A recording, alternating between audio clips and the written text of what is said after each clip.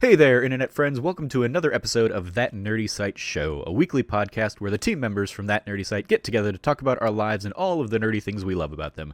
Joining me this week, we have Cameron Abbott back again. How you doing, Cameron? Time to crack open a cold one. Hey, what's going on, nerds? What is going on? Enjoy your cold one. What do you got? What are you drinking today? What's the cold one today? It is Game Fuel, Blue Game Fuel. Blue Game Fuel. All right. And then also joining us, we have Brandon Gann. How you doing, Brandon? I'm just very happy that Destiny has brought us all together here today, gentlemen. Yeah, there we go. We have not fought fate on this one. Yeah, Brandon Gann, our first, outside of, I guess, we had Josh on for our Rise of the Skywalker Spoilercast conversation, but Brandon, our another first non That Nerdy Site guest on That Nerdy Site show. So welcome, Brandon.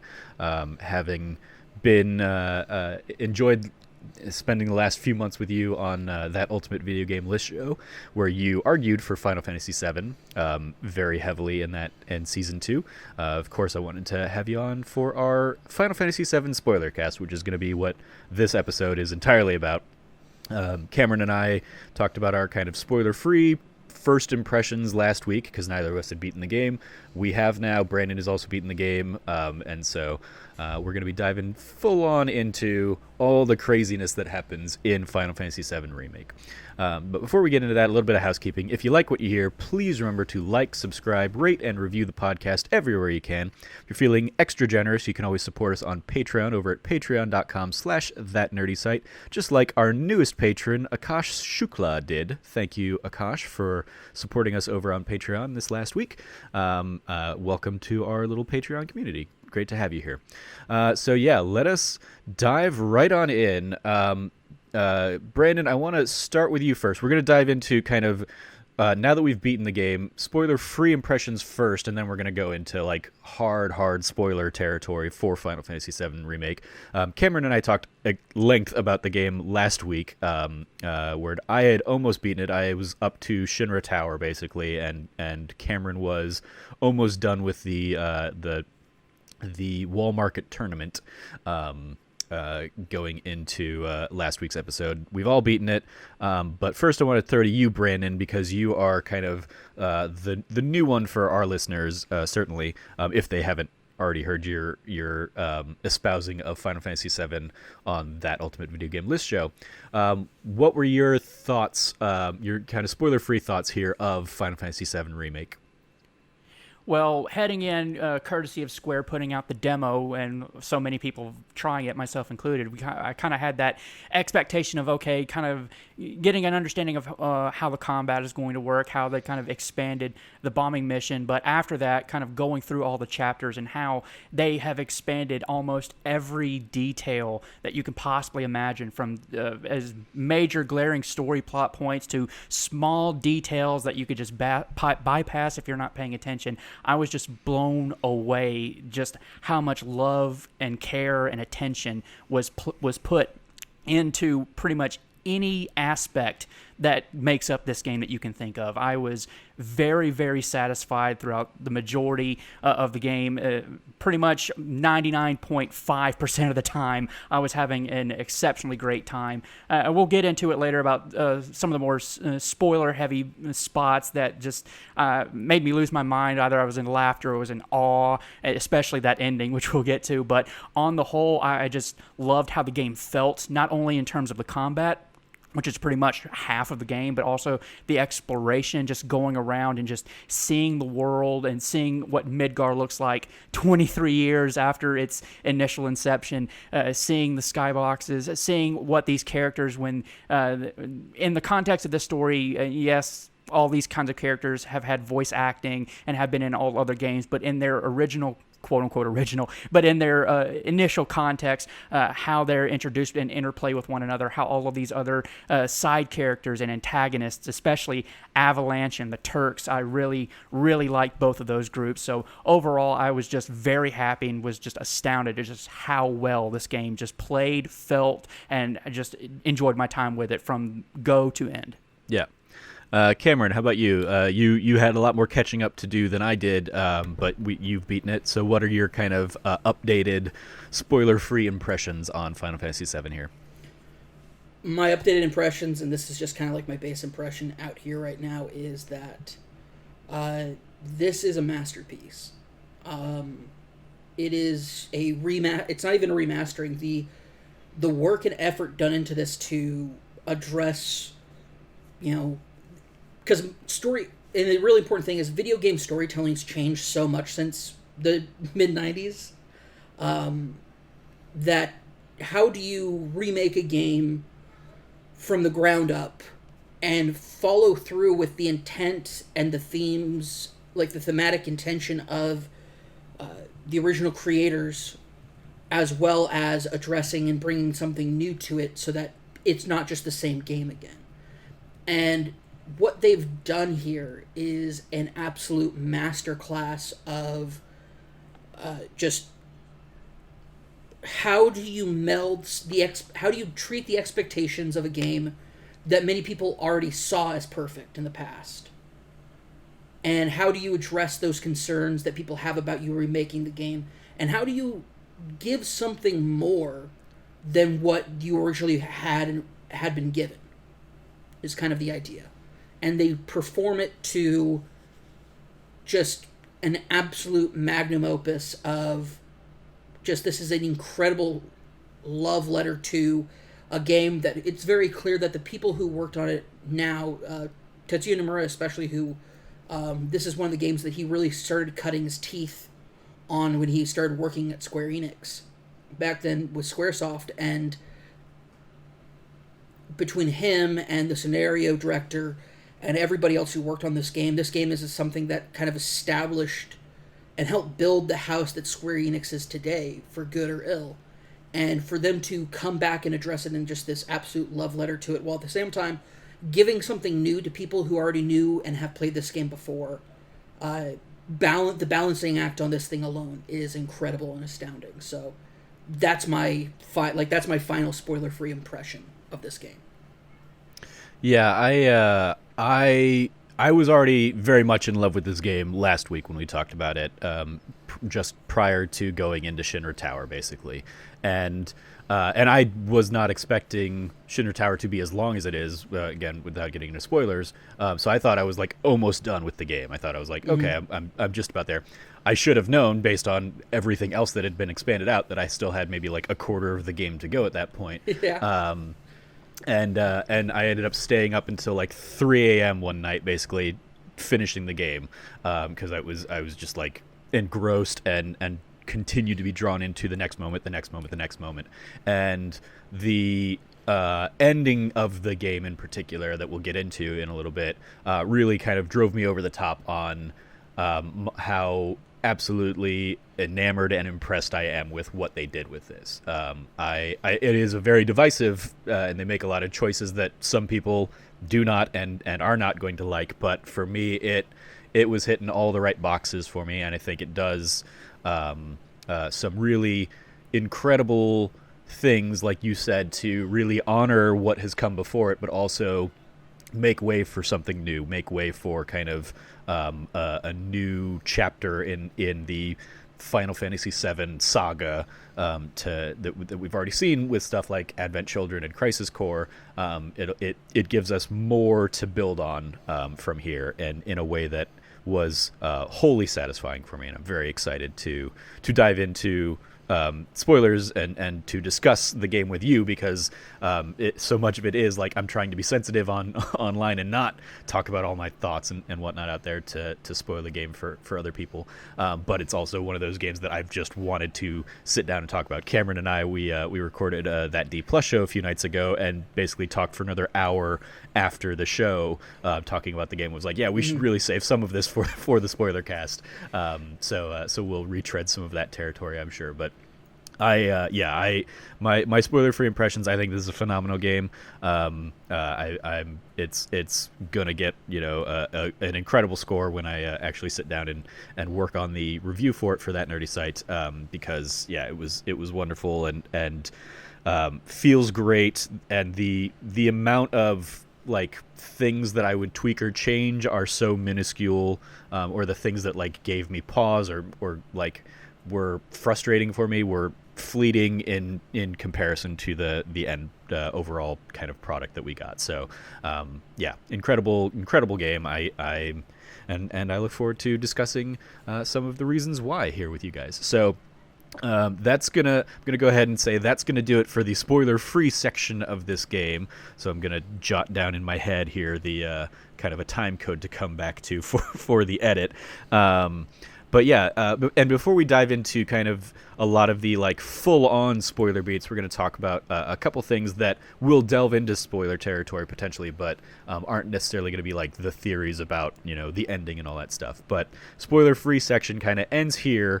So let's dive in first. One of the things that Brandon suggested, kind of wanting to bring to the table, is our favorite and maybe least favorite changes to the story. So Brandon, you kind of brought this up, so I want to throw it to you first. What are some of your favorite changes? And I know you kind of have like the chapter by chapter breakdown, so if you want to really kind of tackle it that way, certainly feel free to, or we can just kind of tackle some of the bigger, favorite change arcs.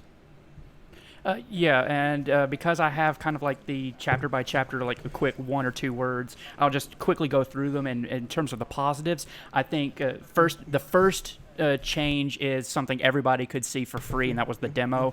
Kind of like that introduction to show, okay, like something that could have taken 5 minutes in the original, how this takes an hour, and just this is kind of how the rest of the game is going to go. So that was kind of a tip off about how much in more in depth it's going to be, which leading right into chapter 2, just seeing the aftermath of your actions and kind of taking where it's kind of turning the narrative on its head almost instantly, where Avalanche in this remake, they're only looking to disable the Mako reactor, not destroy it, and kind of a little twist that Shinra's the ones that kind of push it over the edge to, kind of influence the propaganda that they're trying to push on the citizens, saying, oh, Avalanche are collaborators with Wutai in their bid to try and make sure to, generate a second war or to continue the war so they can get even more profits and things like that. So that kind of more in-depth explanation, I was like, off the bat, I thought was fantastic. I really enjoyed that quite a lot. Yeah, we talked about that a little bit in last week's episode because it had been, the idea had been introduced in the demo available to anybody. But yeah, that is absolutely one of my favorite changes, is that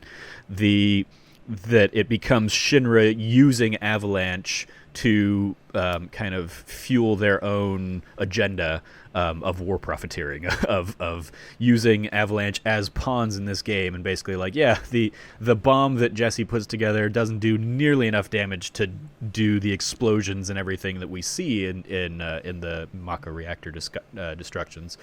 So the fact that it's like the bomb blows up and then like Shinra goes and sets all their turrets to like destroy everything else and make it a significantly bigger catastrophe than even Avalanche would have intended. I love that, and I love how that kind of carries on throughout the game. I love how it introduces like this conflict to Jessie where she second guesses and doubts herself for something that she actually didn't do wrong, but she never gets to be made aware of that fact. So I love that I love the different threads that allows us to tug at throughout. Most certainly. And then transitioning right out of that, it just showed another change I really loved is, and this is something that's also prevalent throughout the entire game, but you first actually really, really feel it when you get back down to the Sector 7 slums.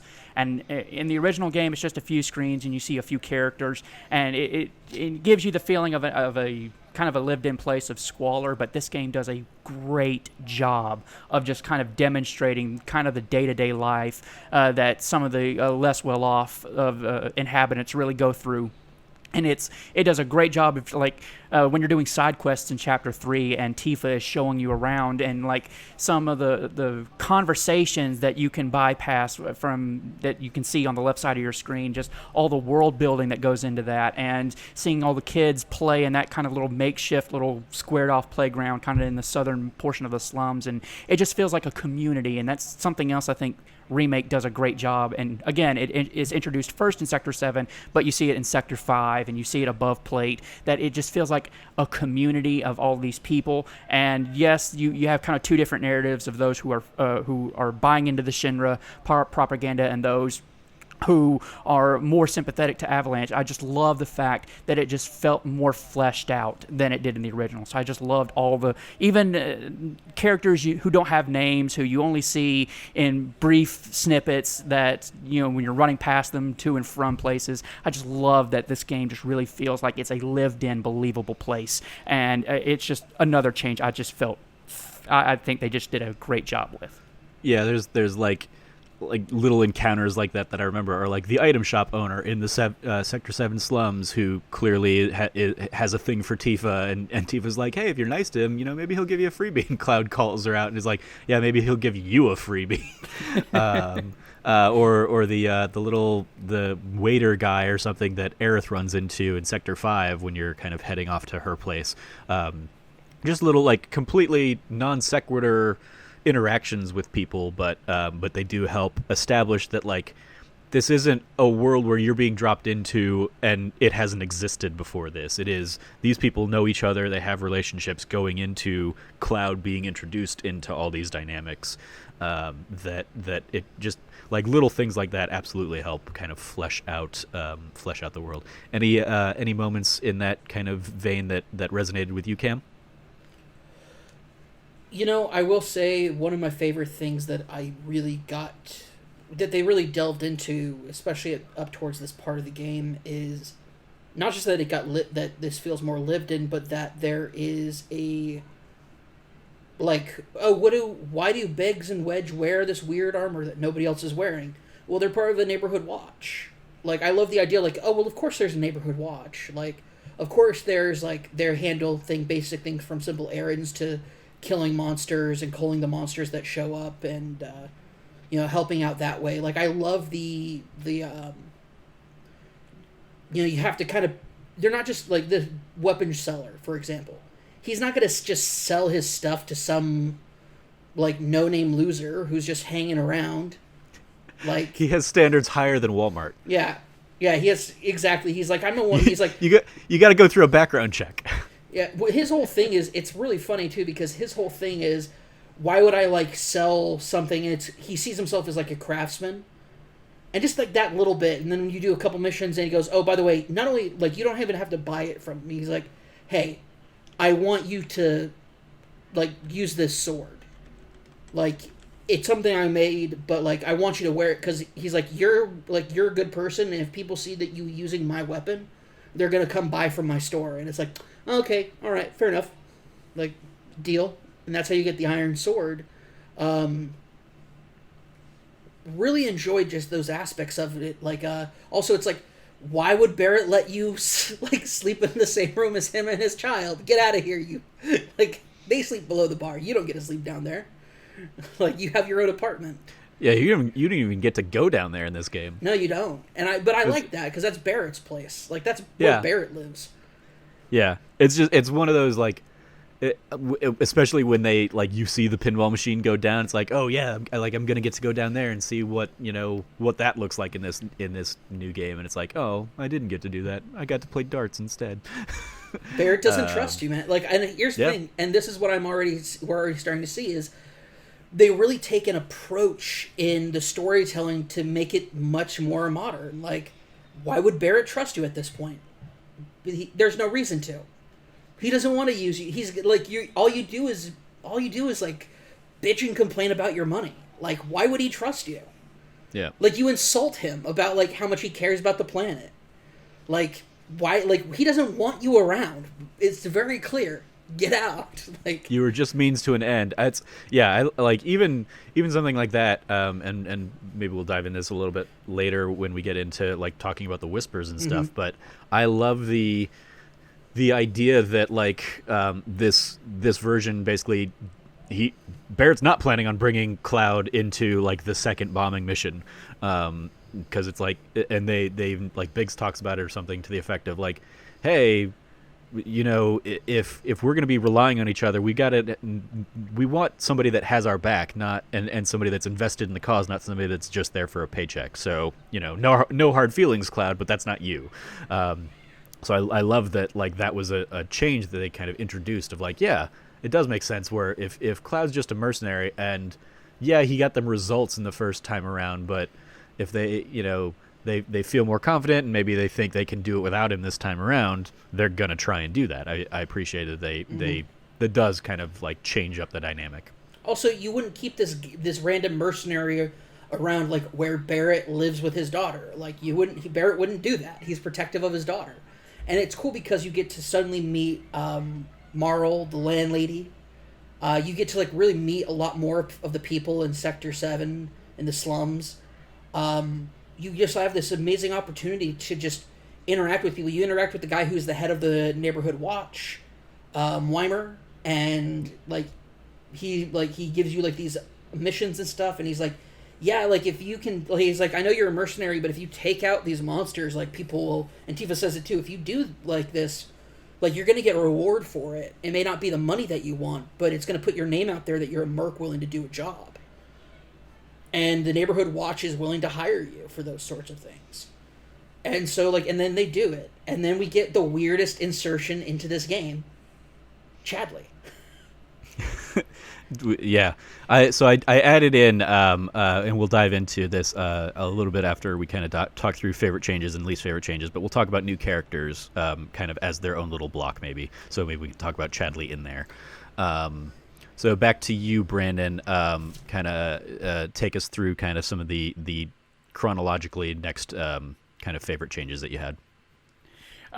Well, it takes place at the same time as, well, even before then, Sector 7, but we've touched on them a couple of times already, but I think the most front-facing change, I think that is probably the biggest positive, objectively speaking, from a consensus of conversations that I've seen across various people, outlets, and whatnot all over the internet, is that Biggs, Wedge, and Jesse are their actual own characters. Like, yes, they're characters in the first game, but they have character in this game, if that makes any sense. Yeah.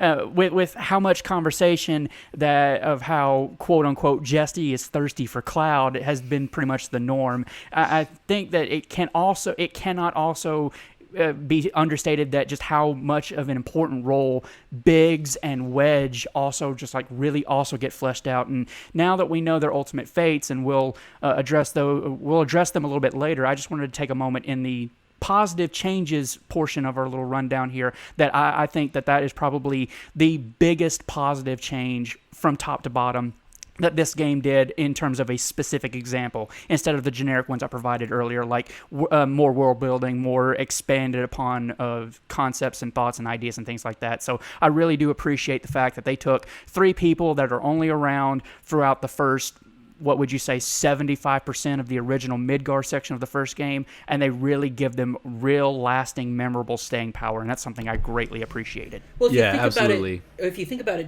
with like the exception of like Wall Market, Don Corneo, like if you think about it, they're only in maybe roughly a third to half of the original Midgar section. I mean, yeah, they're basically on the bombing missions, and then on the plate, the pillar. Like that's pretty much what they do in the first one. They're the red shirts that are set up as red shirts. Yeah. In the original game, Biggs and Wedge is kind of like a recurring Final Fantasy trope that had started, I believe, in Final Fantasy IV, as like a little nod to the names of those characters in Star Wars, where it was like Biggs and Wedge are pretty much always just like they're in there for like a brief little bit, and then they're completely inconsequential. I think like the biggest roles they've had are as like blitzball fighters in Final Fantasy X, or blitzball players. You can recruit them, and as I recall, like Wedge like kicked butt as one of my players routinely in Final Fantasy X. But like in Final Fantasy VI, they're there with Terra, and they're dead in the first 5 minutes of the game.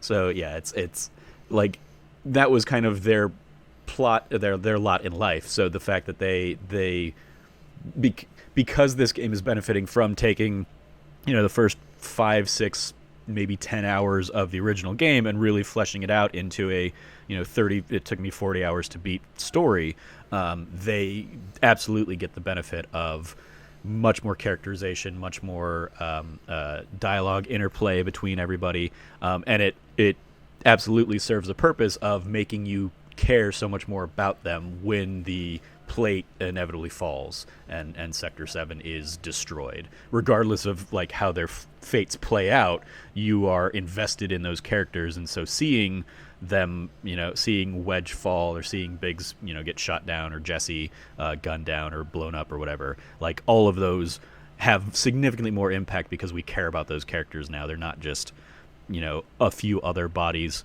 who clearly haven't been your party members. They're not going to be, long for this fight. I absolutely agree that fleshing them out is absolutely one of the strongest things that this game brings. Brandon, I'll throw it back to you. Okay, I didn't know if there was going to be any expounded, so my apologies for the silence there. My next positives are actually two different new characters, and since you just said you're going to kind of slot another little point there, I'm going to go ahead and then skip ahead all the way to the next positive change that I liked, and that is Chapter 15, when you're having to climb up the wreckage of the plate to get, topside to get to the Shinra building. I like the way that this was done a lot better than the original game, because in the original game, as it kind of tied into Wall Market, you had to kind of go here, there, and everywhere, kind of on a trading quest kind of thing to find the batteries that you need to kind of activate the rotors and the machinery just to get you to climb up. And I felt like it was a much better decision to have you climb over the wreckage and climb up the ladders and fight your way all up that rubble, all the way up until the end of the chapter, where it kind of puts in the what is known as the Heligunner in the first game, but where you fight here, it's called the Valkyrie. I like how that was remixed and done, so I think that was a much better way of transitioning to getting the party from the slums up to Plateside, so I think that was a much better change than is in the original game. Yeah, before we dive too much further into the end game then, any other big favorite changes you want to tackle kind of between those sections there, Cam? Nothing that Brandon hasn't already said. Just the continual exploration of... Wait, does that include... Are we also talking about the side mission with Jesse, Biggs, and Wedge? I mean, we would have been past them at that point, because this is Brandon's jumping all the way ahead to like where Sector 7 has fallen. We're climbing up to Shinra. Yeah, no, we got to back it up. We got to back it up because we got to talk about a couple of things here. First off, the introduction of the motorcycle mission, starting off this like side mission that's totally just like brand new, is this incredibly awesome story of kind of really, one, you're getting a way better look at the friendship between Biggs, Wedge, and Jesse. You're getting way more fan service for Jesse as far as just more interaction with her, more time with her. You find out about like... She gets a last name. She gets a last name. She, like, you see her father.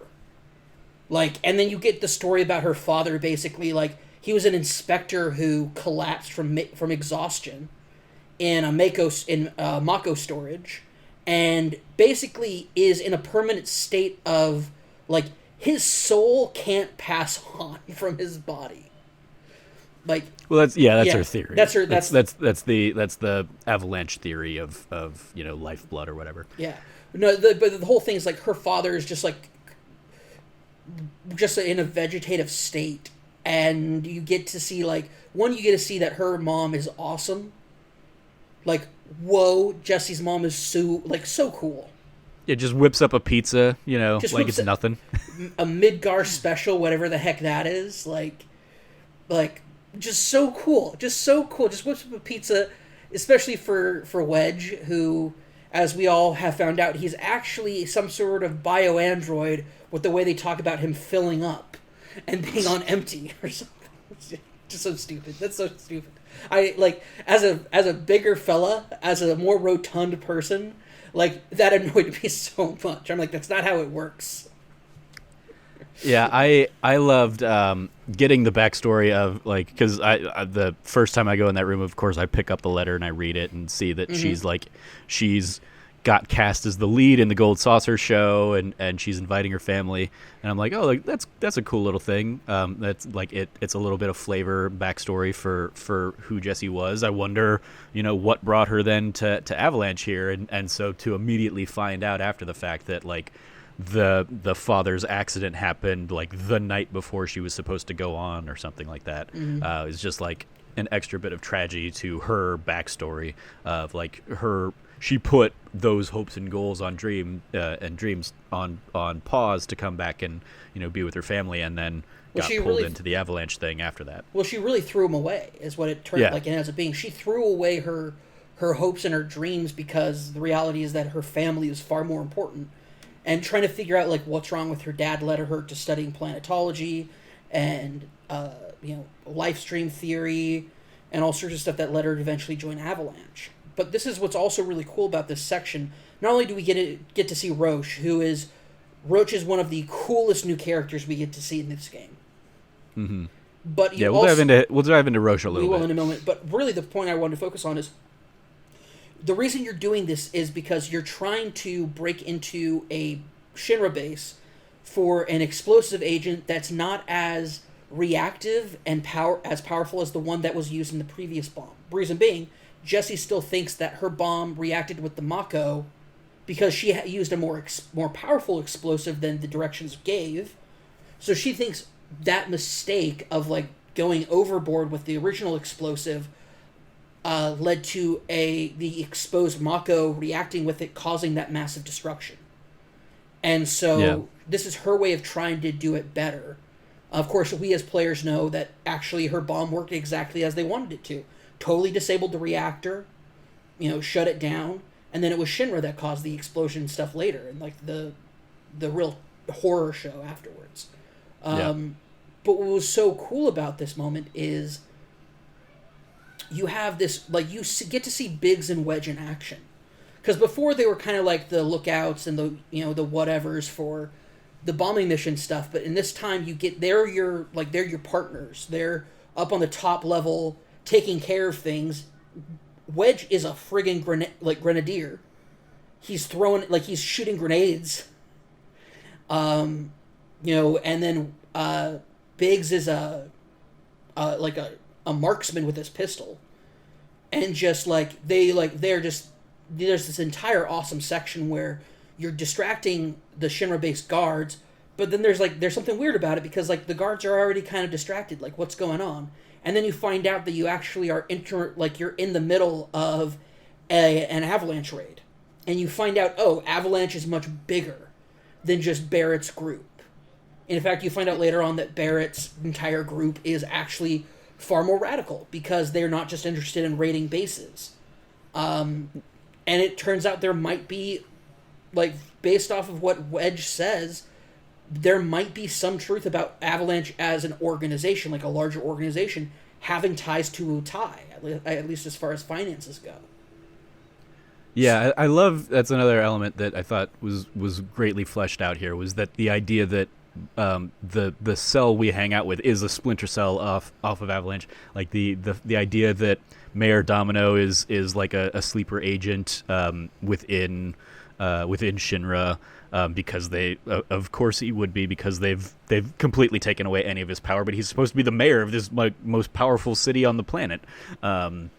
But he's just like a puppet, so of course he is siding with the people who might actually want to like put him in power. Yeah. That's another little like nice little nod to that dynamic, and it seems ambiguous to me as to whether or not they are tied to Wutai, or if that's just Shinra spinning that they're tied to Wutai to kind of further their efforts. Exactly, I love that it's nebulous and we don't know. So you have this entire section where it's like, so you end up getting saved by the actual Avalanche organization, and you see that they're in like uniforms, and it's like, okay, so these guys are the real Avalanche.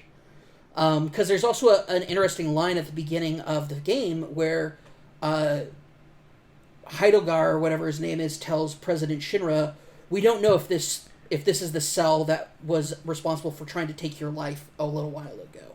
Yeah. Which is a tie-in to the Before Crisis mobile game, which, by the way, because we're in full spoiler mode, I'll just go into it. In the Before Crisis mobile game, the Turks find out that the actual person backing Avalanche is Rufus Shinra, trying to coup d'etat his father. So like, so here's what's really cool. It might reveal later on that it's not Wu-Tai, but that it is actually Rufus. And now that Rufus is president at the end of this game, they might go more into him playing both sides just to kind of like control the narrative, which is a totally Rufus thing to do.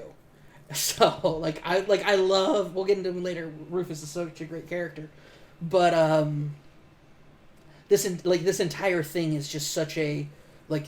There is something more nebulous about, like, okay, well, who is backing Avalanche? We know that our cell is a splinter cell because Barrett's considered, quote-unquote, too extreme because he wants to actually attack, like, do something about Mako reactors, not just, raid bases and, run around doing that sort of stuff. Which, you understand why they... That said, I feel like an assassination attempt on a, corporate president is maybe a little more extreme. Sure, I'm not arguing against that, but their whole thing might be we don't want to like destroy infrastructure. Yeah, that's fair. And like it is that notion of like there are a lot of good people who are just working at Shinra because they need a job. Mm-hmm.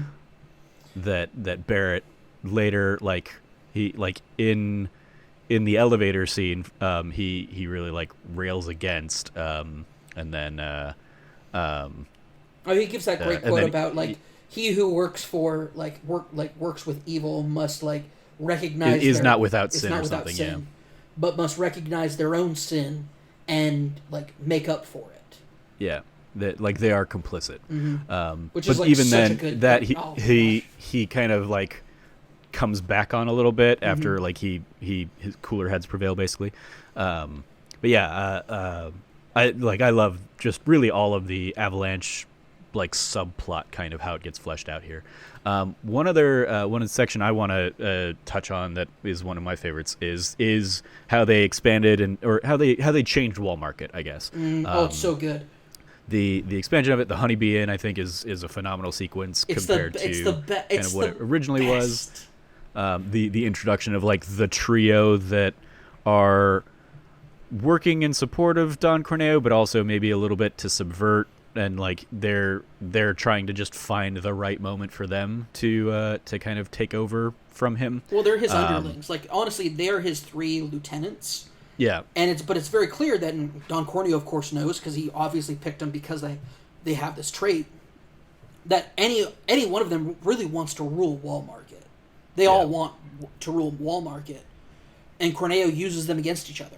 And it's great because it just like a great thing is it shows Corneo's not just some giant moron who somehow fell into being in Shinra's employ. It shows that he really is this conniving, monstrous, terrible, just Machiavellian almost like strategist. And it's so good. Wall Market is so good. Andreas might be my favorite new character that they introduced in this game. But man, it is so good. That entire Honeybee Inn scene is just might be like my favorite thing out of the remake. And that's saying a lot because it's just such an for them to not only recognize that hey, this scene in the original game is not just seriously problematic, there's a lot of things wrong with it. So instead of trying to like adapt it and try to like rework it, they just toss it out and say, let's go ahead instead of it being like a gay panic moment, like a gay panic scene, let's change it to being talking about like this is a man who is just so unbelievably confident and so just walks Cloud through this entire just like taking off this idea and concept of gender and embracing beauty and making like dressing up Cloud, and then Cloud gets hot and it's like yes, this is the best. Gives us the absolute best line in the game where Tifa realizes it's Cloud and starts to talk to him about it. He's like, nailed it, I know, thank you, moving on. Just the delivery and writing of that line in the moment and how that whole sequence is processed, just like fabulous. That was I talked to Cameron. I don't remember if it was on the show last week. I think it was. I think I alluded to that line being like my favorite moment in the game that Cameron was just about to come up to. And sure enough, later that night he texted me, is like, "Was this the moment you were talking about?" I was like, "Damn right it was." So good. It's just so good. Yeah. And I saw, like, right before we sat down to record, I saw one of our friends, Yusuf Magid, from Ubisoft, kind of, like, sharing that moment on Twitter and it getting the same response from people that, like, it's just a fantastic moment in the in that entire sequence. But, yeah, it went on to be, like, yep, that is just... Like, that is the moment I laughed at the most throughout this game. There's a lot of, like, good, like, little chuckle moments, and some, especially if you, like, know kind of the prior game and kind of can connect the dots to the jokes and allusions they're making. But that one in particular, that line, just, and the delivery of it was just, like, it felt almost out of this game, out of place with the rest of it, but I didn't care because it was just so wonderfully Cloud in that moment. Like, yep. I nailed it. I know. Thank you. Let's not talk about this anymore. Let's just continue on. Yeah, loved it. Any other, before we get into kind of the Shinra endgame changes, maybe, any other moments to look at and tackle? Any other favorites? I just wanted to get a couple of words in here because I did not want to interrupt either of you. Yeah. I completely agree with about Mayor Domino. I thought that was incredibly funny, and he's a nothing character in the first game. Yeah. And I really enjoyed that. And to your point, Cam, about Andrea being such a great character, that was one of the two characters I was alluding to, because I was under the impression we were going to talk about him underneath the new character segment, but since we're at that point, I completely concur. I think the way that the Honeybee Inn was exceptionally handled. I think that was like the joke way back in 2015. That was like the first question. Well, how are they going to handle the Honeybee Inn? And I think they just, not only did they knock it out of the park, they ran down, caught the ball, and ran it to a touchdown to the next door stadium. So they just did phenomenally with that. So I agree. I think of the trio, I think Andrea is the strongest, both in terms of literal and in conceptual execution, and is just a fantastic addition. I'm really happy with Andrea. Yeah. Actually, that reminds me, because you mentioning, like, people questioning how they were going to do Honeybee Inn, one of my questions that I've had ever since, like, the ideas of a Final Fantasy VII Remake or remaster started getting floated were the idea that this is a game that originally came out in 97 in a pre-9/11 world. How effectively are you going to tell a story where you are a bunch of terrorists bombing, established infrastructure as, like, the first 20 minutes of the game or whatever? That was one of the things that I was always more wary of how they were going to address it, and we've already talked about it. The fact that, like, it ends up being more Shinra using them as terrorists to further their own agenda and really, like, exploiting the nature of terrorism, I thought really spoke wonders to how to approach that story and still keep your characters sympathetic. It's not that they're killing, innocent civilians. It's they're trying to just, blow up a reactor, and the acts that Shinra does to take it, a next step and to take it further, while still blaming Avalanche for that. Like, we know our heroes aren't the bad guys, but the world around them doesn't. The fact that they pin Avalanche for the plate dropping, it's entirely framed on Avalanche. It's like Avalanche and our cell in particular, like, there's very little they can do to really refute that in the mass system that Shinra controls. So that's another approach that I appreciate, or another reason I appreciate that approach, is because it's one of those things I'd been wondering about how they would try and handle it for years and years before we ever even saw this actual thing starting to come to fruition. But yeah, so then diving into kind of the Shinra section at the end, are there any favorite moments or highlights that we want to tackle on from there? Or do we want to dive more into kind of the new characters? Honestly, I think now would be a great time to break into new characters, because there's a lot to say, but I think that they're tied more into the characters than just, like, events. Yeah, that's fair. Favorite new characters. So we've already touched a little bit on Roche and Andrea. Let's tackle kind of Roche first because he's one of the first new real characters we get introduced to. You have Marl and Weimer and Chadley.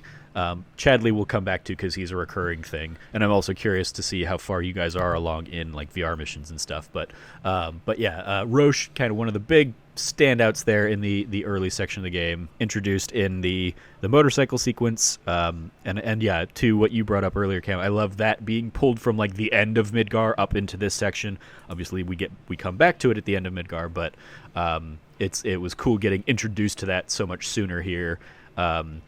Even if I didn't quite understand the controls my first time through that section.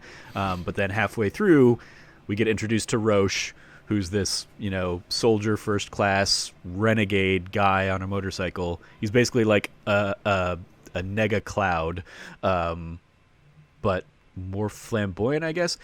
He definitely resonated with you, I think, more than me, Cameron. So what about Roche just like really jumps out at you?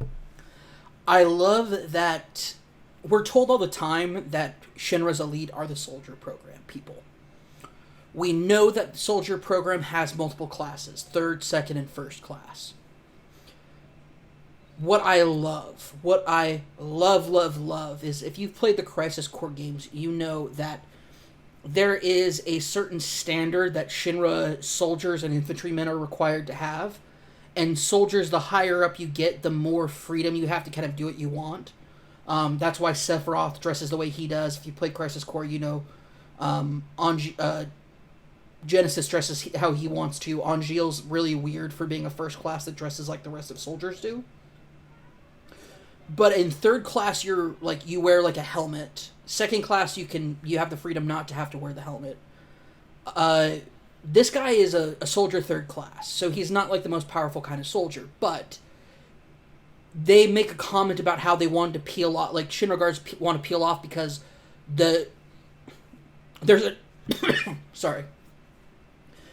nut job who is apparently just like an absolute speed fiend, and you meet him and he's Roche, and Roche literally comes up and he destroys some Shinra guards because he has no care whatsoever. And it kind of sets the tone for what you should expect soldiers to be like. Where they do their own thing, they don't really listen to orders. Unless, I guess, like, they're specifically given. But they even, in his description, when you do the assess on him, it shares that he's a renegade soldier. So the question comes up, well, is he... It says he's a renegade soldier, not an ex-soldier. So does that mean it kind of brings up this idea that soldiers are these very powerful people who have a lot more rights within the Shinra Corporation than other people do, and a lot more leeway to kind of do what they want. And it's cool to see a character who is so much unlike Cloud. Cloud has given us this idea that soldiers are these generic super soldiers that you would expect out of them, and then to see that just counterminded with Roche as this flamboyant, adventurous, just speed fiend, and just a absolute monster in combat. And he's third class. He's on the lowest rung there is. So how much crazier can they get? And it kind of brings up kind of this idea that Soldier is really this like Wild West of a program where these guys can just like do these sorts of things. And it's awesome. And he also just wants just to fight Cloud, and he doesn't care because Cloud busted his bike, and it's not that he's angry. That actually makes him just more interested in Cloud. And so being able to fight Cloud, who clearly is a soldier, they don't know each other because they're from different, quote unquote, from different eras. In Cloud's case, he was a Shinra infantryman, not even a real soldier. So there's even that split off from there. And it's such a cool thing to see examples given that Cloud really isn't the atypical soldier, or maybe he is the atypical soldier, and that really calls into question and gives more ambiguity about his background as this kind of super soldier. Because we have an example of a super soldier who is not at all like Cloud is, But Cloud is also, this is a spoiler cast, we'll just go into it. Cloud has assumed what he assumes to be the attitude that a soldier should have. And it bleeds more into that, and it gives more emphasis on that. And, I don't know, he's just super cool. He shows up on a motorcycle, wreaks havoc, and then he doesn't show up for the rest of the game. I love him. Yeah, he's one of those characters. When we talked the other night off podcast, like he's definitely being set up to be revisited in the future installments of this series, and he's somebody I look forward to seeing how that story expands and how he comes back into contact with our main crew. Unlike Johnny. I mean, Johnny seems like he's probably going to be out there, too. We'll probably run into him at the Gold Saucer or something like that. I hope we can kill him. I hate Johnny so much. I went off for like 15 minutes the other night with you, Trevor. Yeah. Just hating on Johnny because I just hate him. Yeah, okay. Brandon, any thoughts from you on Roche? Actually, yes. I know we didn't touch on the least favorite changes portion, and of the 3 quote-unquote gripes I have with Remake, Roche is actually, in fact, one of them. Not for the reasons Cam eloquently just stated. I think you really hit the nail on the head about Roche. My lone problem with Roche is he shows up, leaves, never returns. He kind of feels pointless within the context of what he's been given to us. So, and I think that's where the burden of being such a fan of the original game comes in, is because of how much that stands out and how much Chapter 4 just as a whole stands out because it's so completely brand new.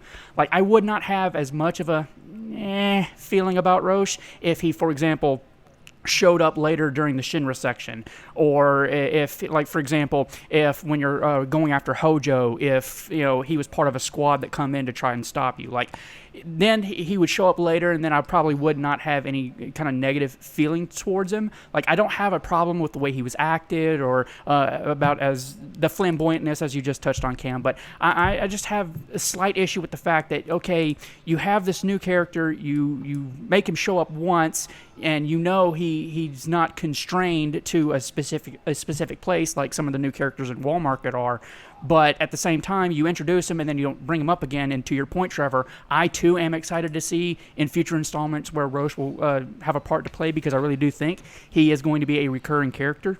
But in the context of just what this game is, I just felt disappointed. Like, okay, I fought him once, was looking forward to fighting him again. He never really shows up, never is mentioned or referenced. So I'm just meh about Roche as a whole because of just how little he really actually matters to the whole context of the whole story. Yeah, that's fair. He is a one-off side character for this game.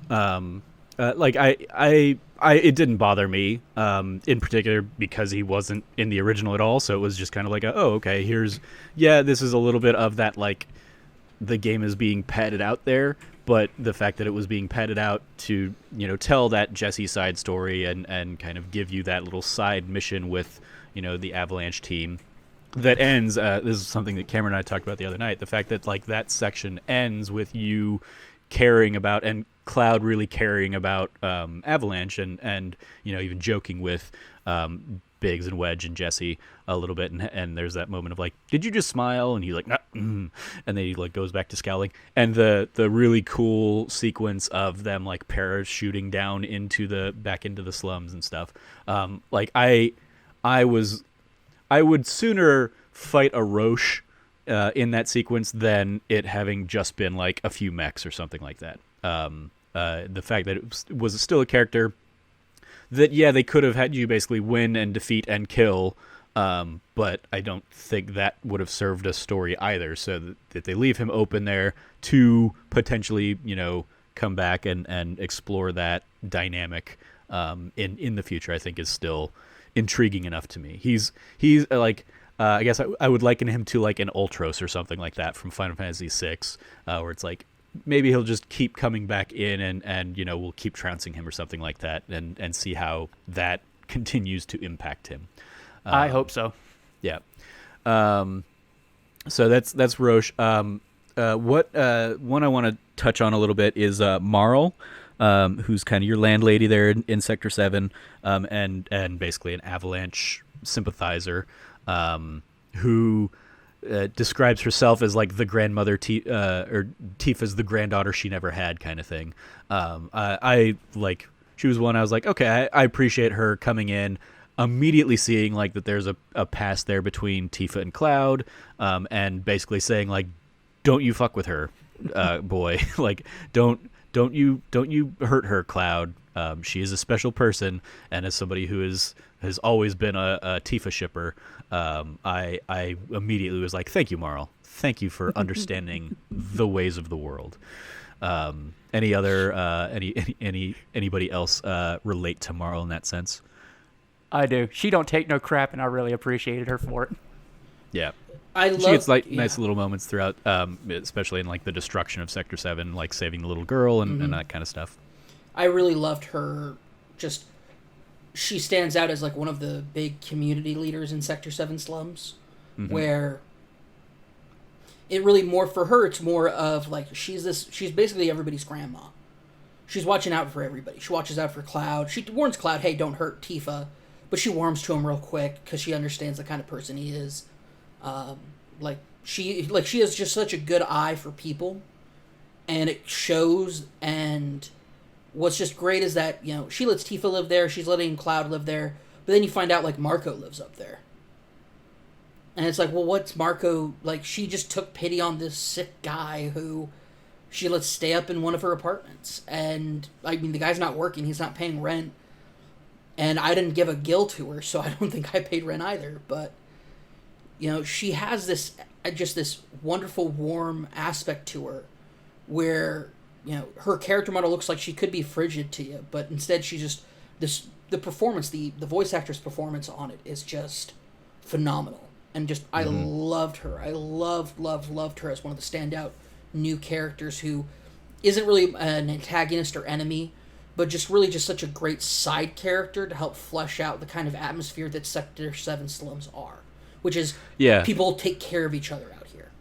Yeah, and that was something, like, when she gets introduced and when, like, Weimer gets introduced, and not Chadley, because he was clearly following us throughout the journey and stuff, but, like, when a couple of them got introduced, I was like, oh, is this, like, more people to try and connect me to Sector 7, knowing what's going to happen to Sector 7, that is going to make me feel, like, more, you know, remorseful at the tragedy and whatnot. And so the fact that like they survive and they help get a lot of people out of the slums to mitigate some of the devastation that happens there, I appreciate that they also will, you know, continue to build a resistance in Midgar against Shinra while you're off on your next adventures and stuff like that. That their story is going to continue as well.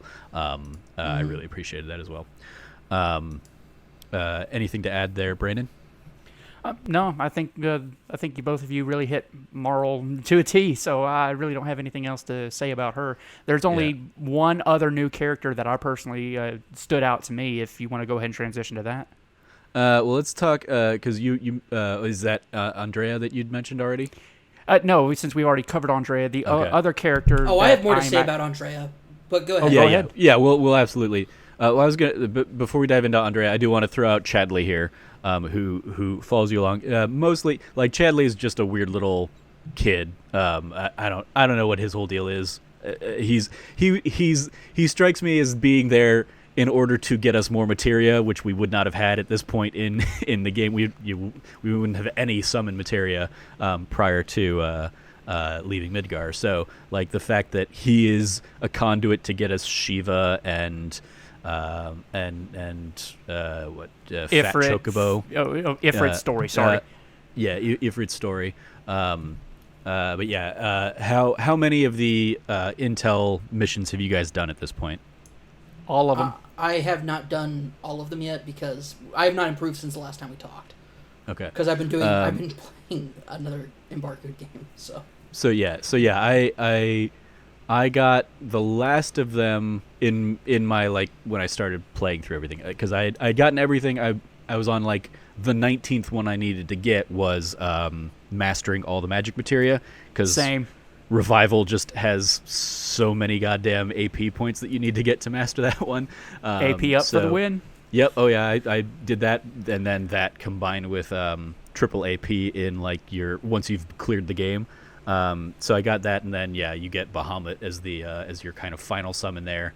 From that, like getting Leviathan pre beating the game was fun, and then going in after the fact and getting Bahamut was like, and now going through, he's saving my butt in a couple fights in hard mode playthrough and that kind of stuff.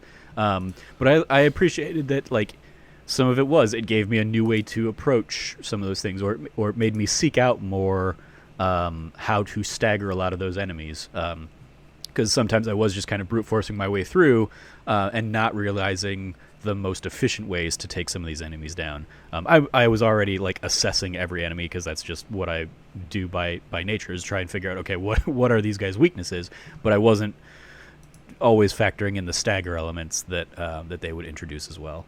But like I appreciate Chadley there as kind of like a, he's around throughout the game to give you some of those extra materia as rewards for doing a lot of those side things. And I appreciated that, like, it wasn't, okay, now you've got this intel thing, so now you have to start from scratch. It was, if you've already been doing this, the counter has already been ticking it up. So there were a couple times he gave me missions, and I immediately turned around and turned like 3 or 4 of them back in, because I had already been assessing, all different enemy types, or I'd already been staggering a whole bunch of things or whatever. So yeah, it was, I think, an interesting way to further introduce and add materia that weren't just like, go find them off in some beaten path, or with the summons in particular. Here's a cool way to not only get the summons, but also like cool fights against those summons, to make sure you're worthy of having them, I guess.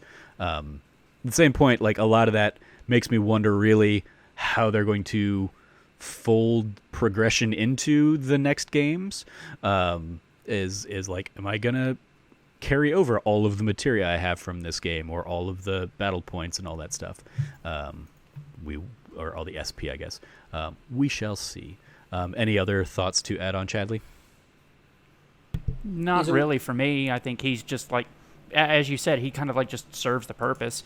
He's a little bit, off-putish for kind of like how, for lack of a proper term, robotic he kind of feels. Yeah. Like, but it's not necessarily the character's fault. It's just a character I'm neither positive nor negative against. So.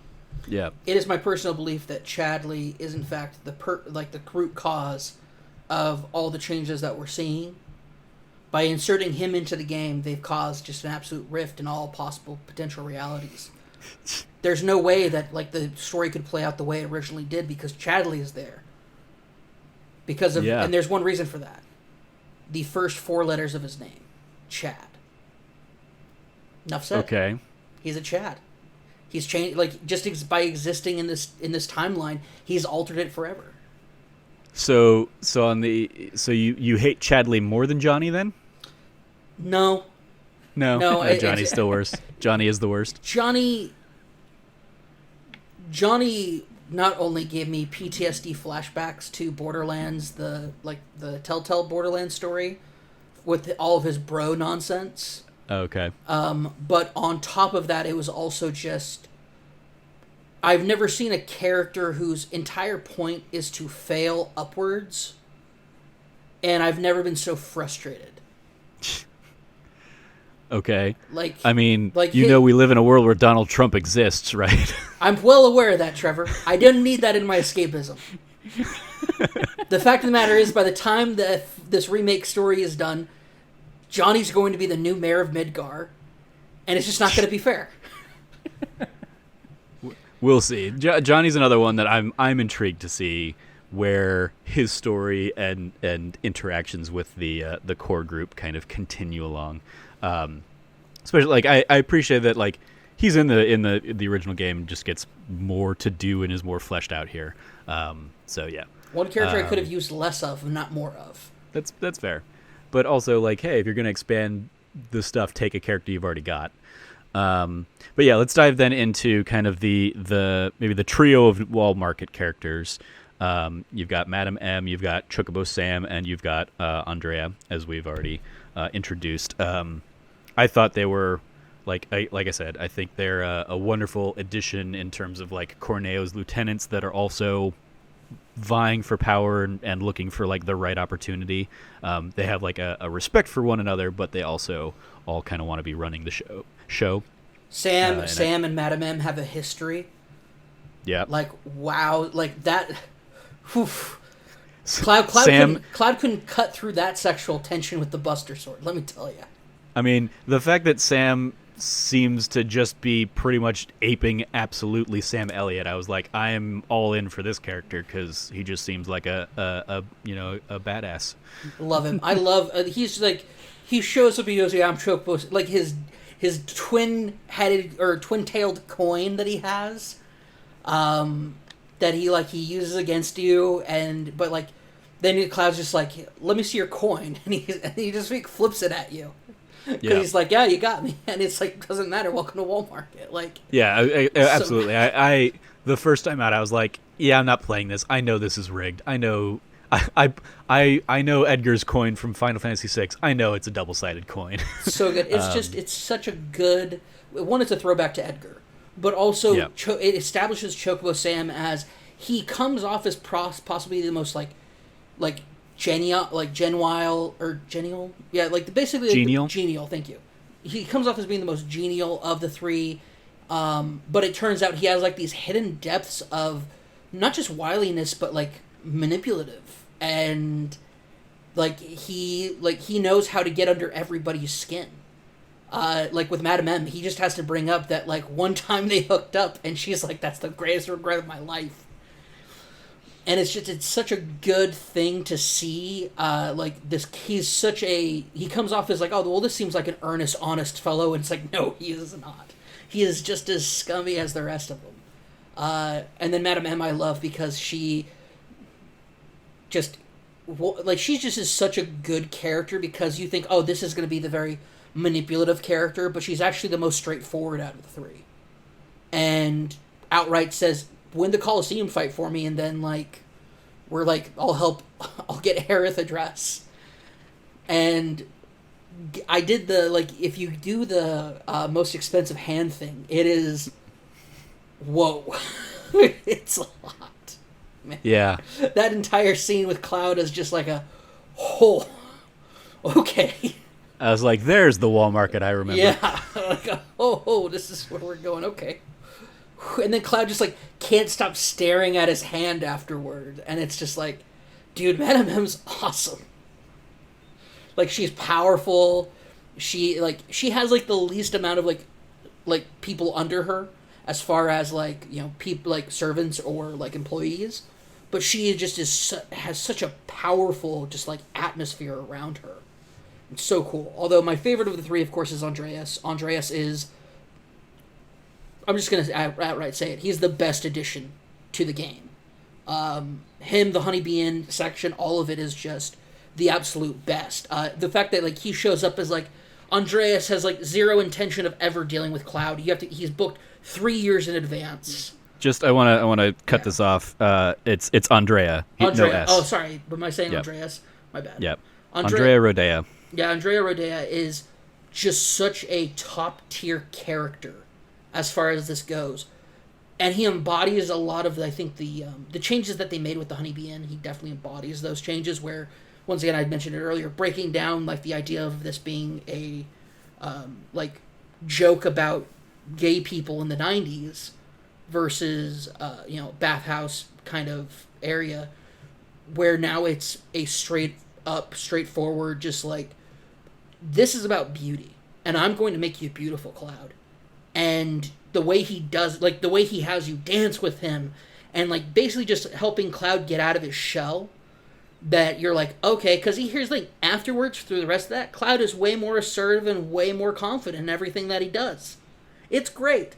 Like, it's awesome. And not only that, but like, he makes Cloud gorgeous. Cloud is hot after this scene. It's great. It's awesome. I love, and then like, just the way that the Honeybee Inn workers are, like, I love their outfits. I love everything about, but it's very clear, like, his outfit is so much more subdued than theirs. Where it's just the black, but you still see, like, the honeycomb patterns in his clothing. And he's so much, like less vibrant than the others, but then he starts dancing, and then he starts speaking to you, and you're like, okay, if they put him in vibrant clothing, it would have been too much. But they give him a very, like, very much not a very, like, it's not a very flamboyant appearance. It's not a, it's so subdued that when that acts, oh, what am I, the word I'm looking for here? Eccentricity. When the eccentricity comes out, it is just so palpable and powerful. And once again, I have to say, top to bottom, this entire voice cast, for everybody from minor characters to major characters, is just outright phenomenal. And I love Andrea's voice actor and, like, this deep, manly voice that he talks with. But the things that he's saying are so progressive and out, like, even for our own mod, like, it's just so good. It's so good to see something like that represented in a video game. And I would even kind of tie that a little bit to how they handle the the boxing gym kind of thing, both in both of your visits to Wall Market, that it is like they're just self-assured people, and the fact that Andrea is in there in the second go around, you can basically have Tifa pull him out of a slump with pull-ups, but he's there, he's working on his body kind of thing. He's been doing pull-ups for 6 hours or whatever it is they say. Oh my gosh, yeah, and you beat him, and it's like, yeah, but I don't think I could have beaten him if I didn't have it. He wasn't doing it for 6 hours already, man. Yeah, had a little bit of a head start. But Brandon, anything for you to add on the trio here?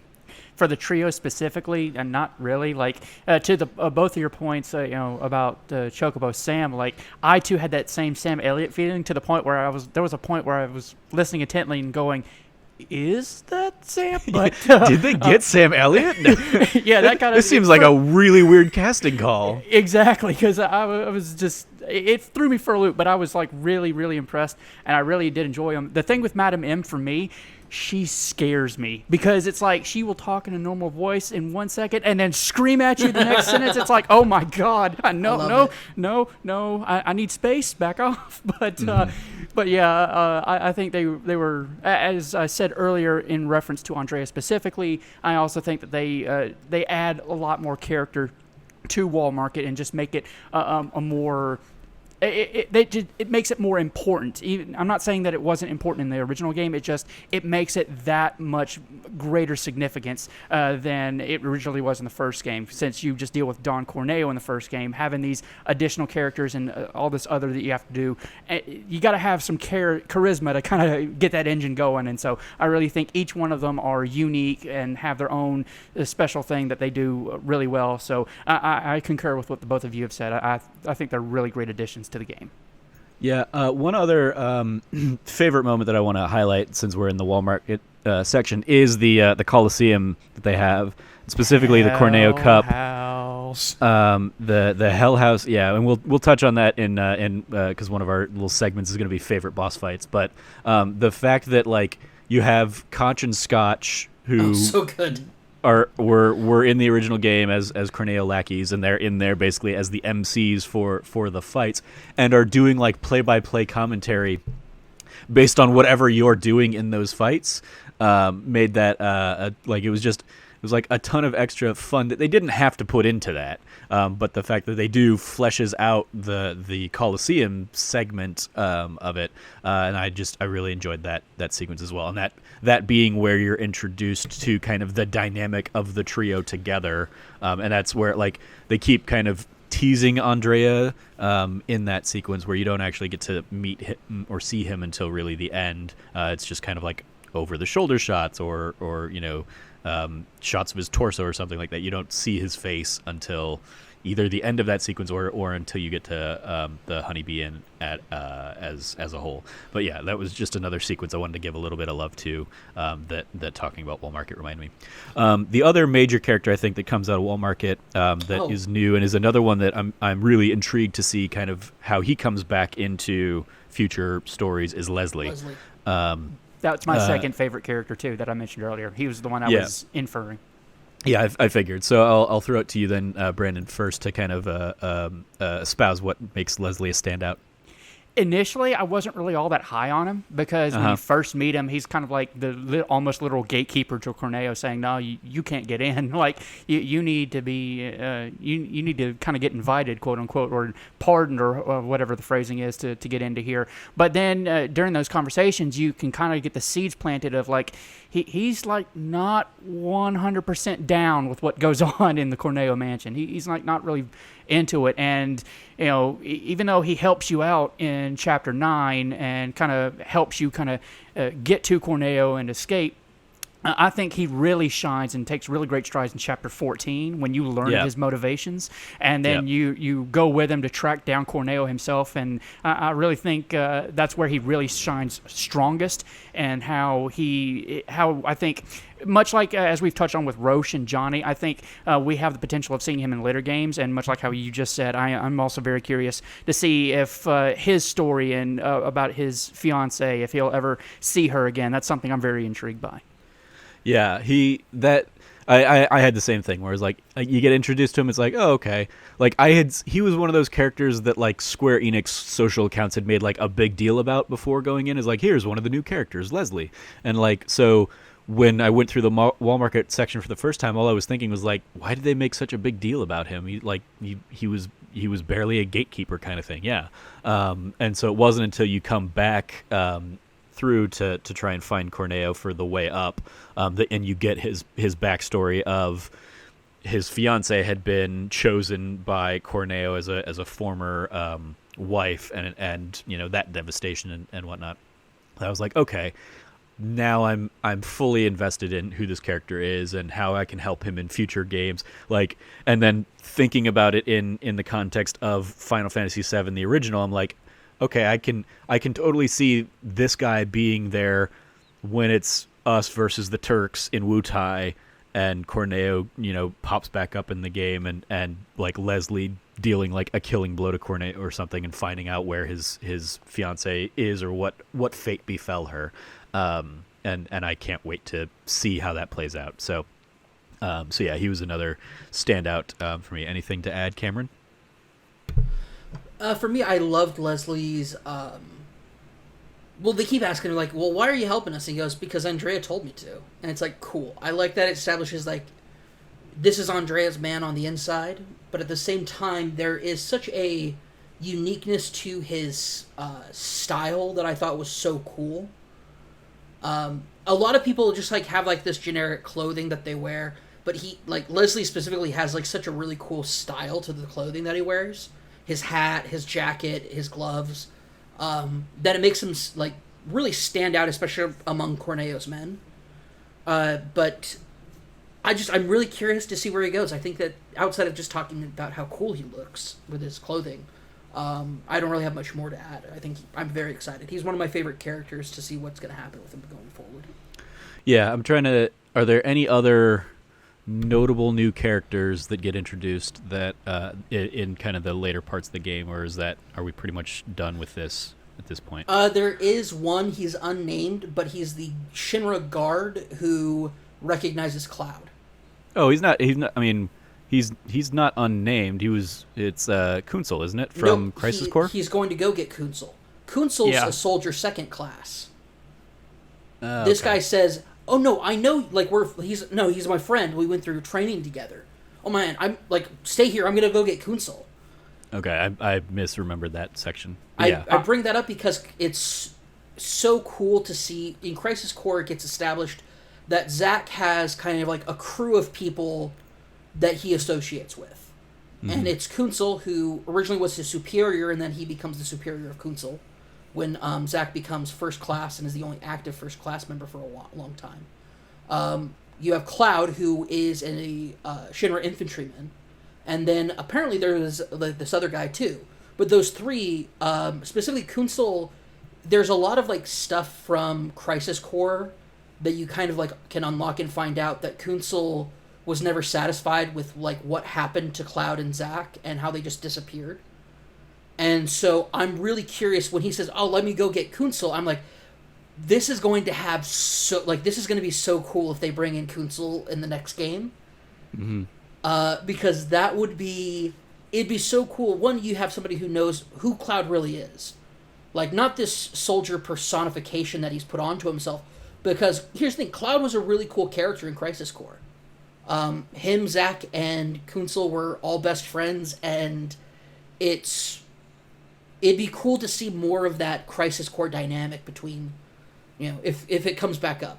I really hope it does, especially, I think it would be a really cool thing to do at Nibelheim for the remake going forward. I think that would be really cool to kind of pull all of them together, especially if the last thing in the game ends up being, like, not just a flashback or a memory, but, like, an actual, like, thing. So we'll talk about that a bit later. Yeah, I think it's supposed to be implied that soldier or that Shinra grunt is the same one, because there's one that recognizes Cloud at the on the Jesse side mission too. Yes. Mm-hmm. He originally no, not the Jesse side mission, the bombing mission when Cloud jumps onto the train to meet up with the rest of Avalanche. He's that Shinra guard who kind of like recognizes Cloud. Yeah, you're right.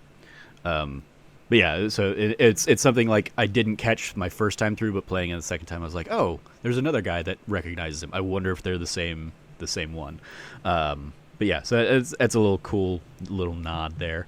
Yeah, cool. I think that'll do it on favorite characters. One I do want to, and this would be, I guess, maybe a little least favorite-y kind of thing. There's and it was highlighted when Cameron and I were talking to our friend Joe, Mr. Badbit, the other night, because he had just gotten to the point where the plate fell, and in the cutscene that plays afterwards, you have the little shot of Kate Sith like overlooking the town, which is like completely nothing without the context of the original game. It's like, why is there a little cat with a crown? What's going on? I like that like Reeves is still in here, and he's clearly like the only good person on the like the Shinra executive team, but it was still like, oh, it's weird that like they included a shot of Kate Sith overlooking the destruction of the plate. Yeah, anyway, just wanted to kind of like shout that out. Did either of you explore the Honeybee Inn? I did, and I was going to ask about that. I have to go back and play through that because I didn't think about that.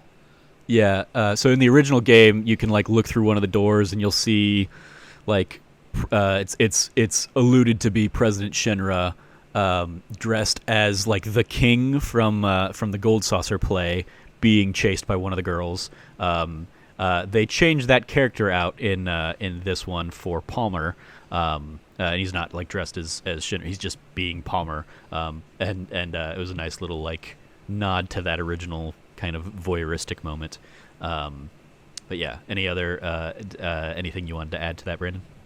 No, I just I thought that segment, I thought it was a trip to see Johnny's father, because if you catch him in the what is it, the inn like lobby kind of area, he's like, no, I'm just here to find my boy. I told his mother to stay there, and I'm just here to find him. Then you catch him later, and he's like so drunk, and he has no idea who he's talking to.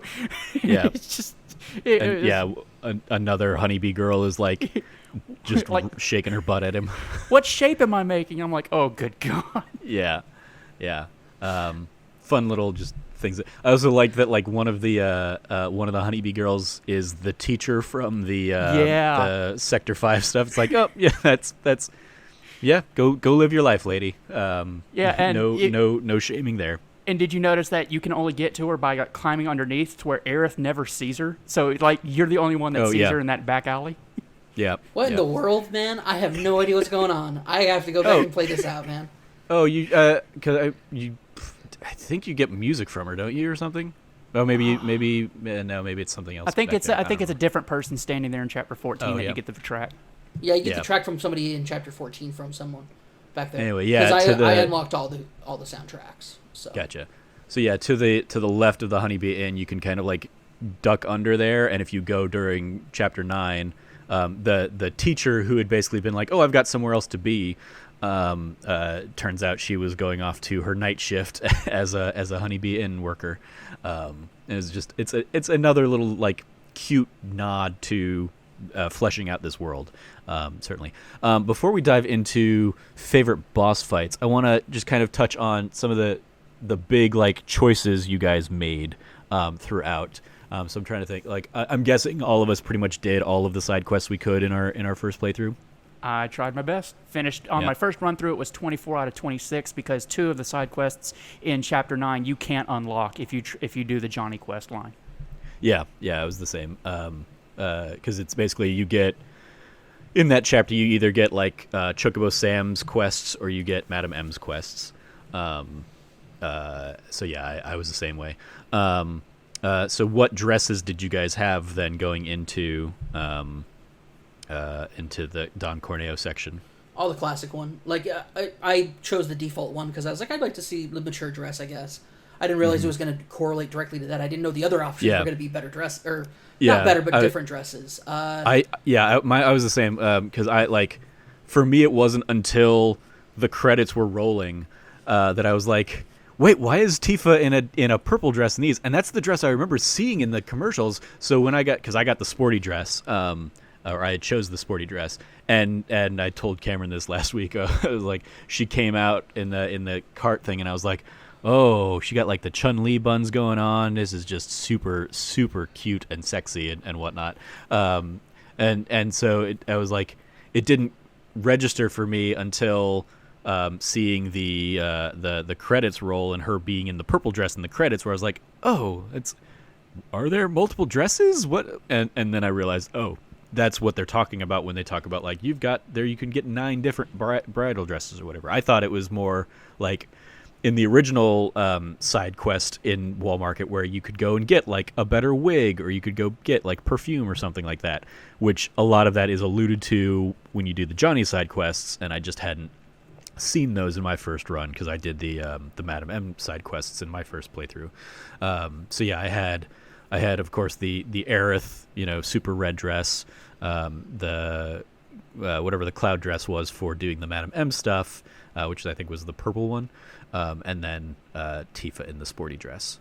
So I've since gone back and gotten the mature dress and the other cloud dress. I still need to do like the cloud dress where you basically do nothing, and then the other 2 Aerith dresses and the exotic Tifa dress are the ones I have not seen yet.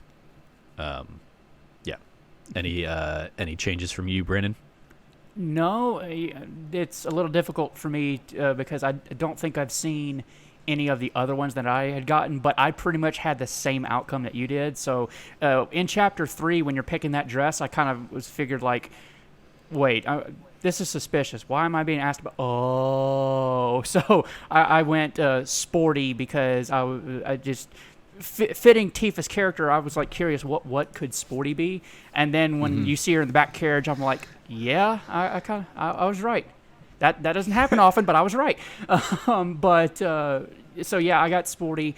I also got the red Aerith dress, which, if I remember correctly, that's because I did all the side quests in Chapter 8, I think. Yep. And and for Cloud's dress, I got the one that had like the black and purple, I think it is. So I think I got the same ones that you got on your first run through, I think. Yeah. Yeah, it's it's interesting seeing like how they tie into everything. And then the other big shift, I guess, would be who did you see in the garden in Chapter 14? I saw Tifa, but I know there are supposed to be 2 other outcomes, and I don't quite know how to get those other outcomes. Yeah, I don't know the ins and outs. It's like it plays out in the same way that like the gold saucer date does effectively, where it's you can get Tifa, you can get Cloud, and Tifa, you can get Aerith, and I think you can get Barret, I think is the third one. I haven't seen the third one, but Cameron, you got Aerith, right? Yeah, I did. I got Aerith for that scene. Yeah, one of the key differences that Cameron and I had discussed was that when you after you fall into the sewers, he had picked up Aerith first instead of Tifa, and that might have been like a deciding factor. Well, for me in particular, it was I had already picked Tifa. I died at the last he was so close to dead, and it was just a comedy of errors that led to me wiping. And so when I read it, I was like, I wonder what Aerith has to say. And Aerith had nothing to really say. And I'm like, huh, all right, well, probably we should have gone with Tifa instead. Because Tifa asked, like, who is Aerith? Like, what's going on with this? Well, Tifa's much more like, I didn't want to bring her into this, but we need to go save Sector 7.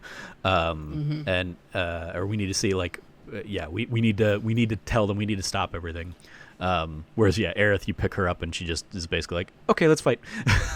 And as you guys are sitting there, I think it's also, I'm starting to remember as you guys are saying this, I think your earlier choices also factor in, like if you take Aerith up on her flower or if you decline the drink from Tifa. I also think those play a factor in it as well.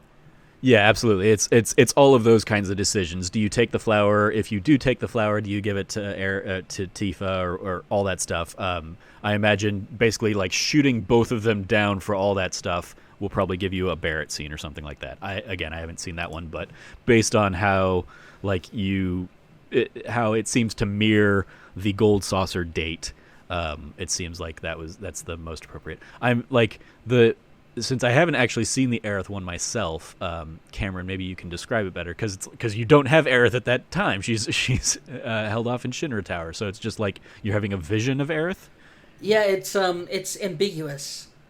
It's very very ambiguous because it's like because he goes like they even talk to each other about it. It's like, are you like my like you're not here. Where are you? And it kind of leans into that there is a legitimate connection between Cloud and Aerith outside of just kind of it's generally been understood and thought by the fandom that Aerith really didn't have a deep connection with Cloud. It was just his Zack similarities.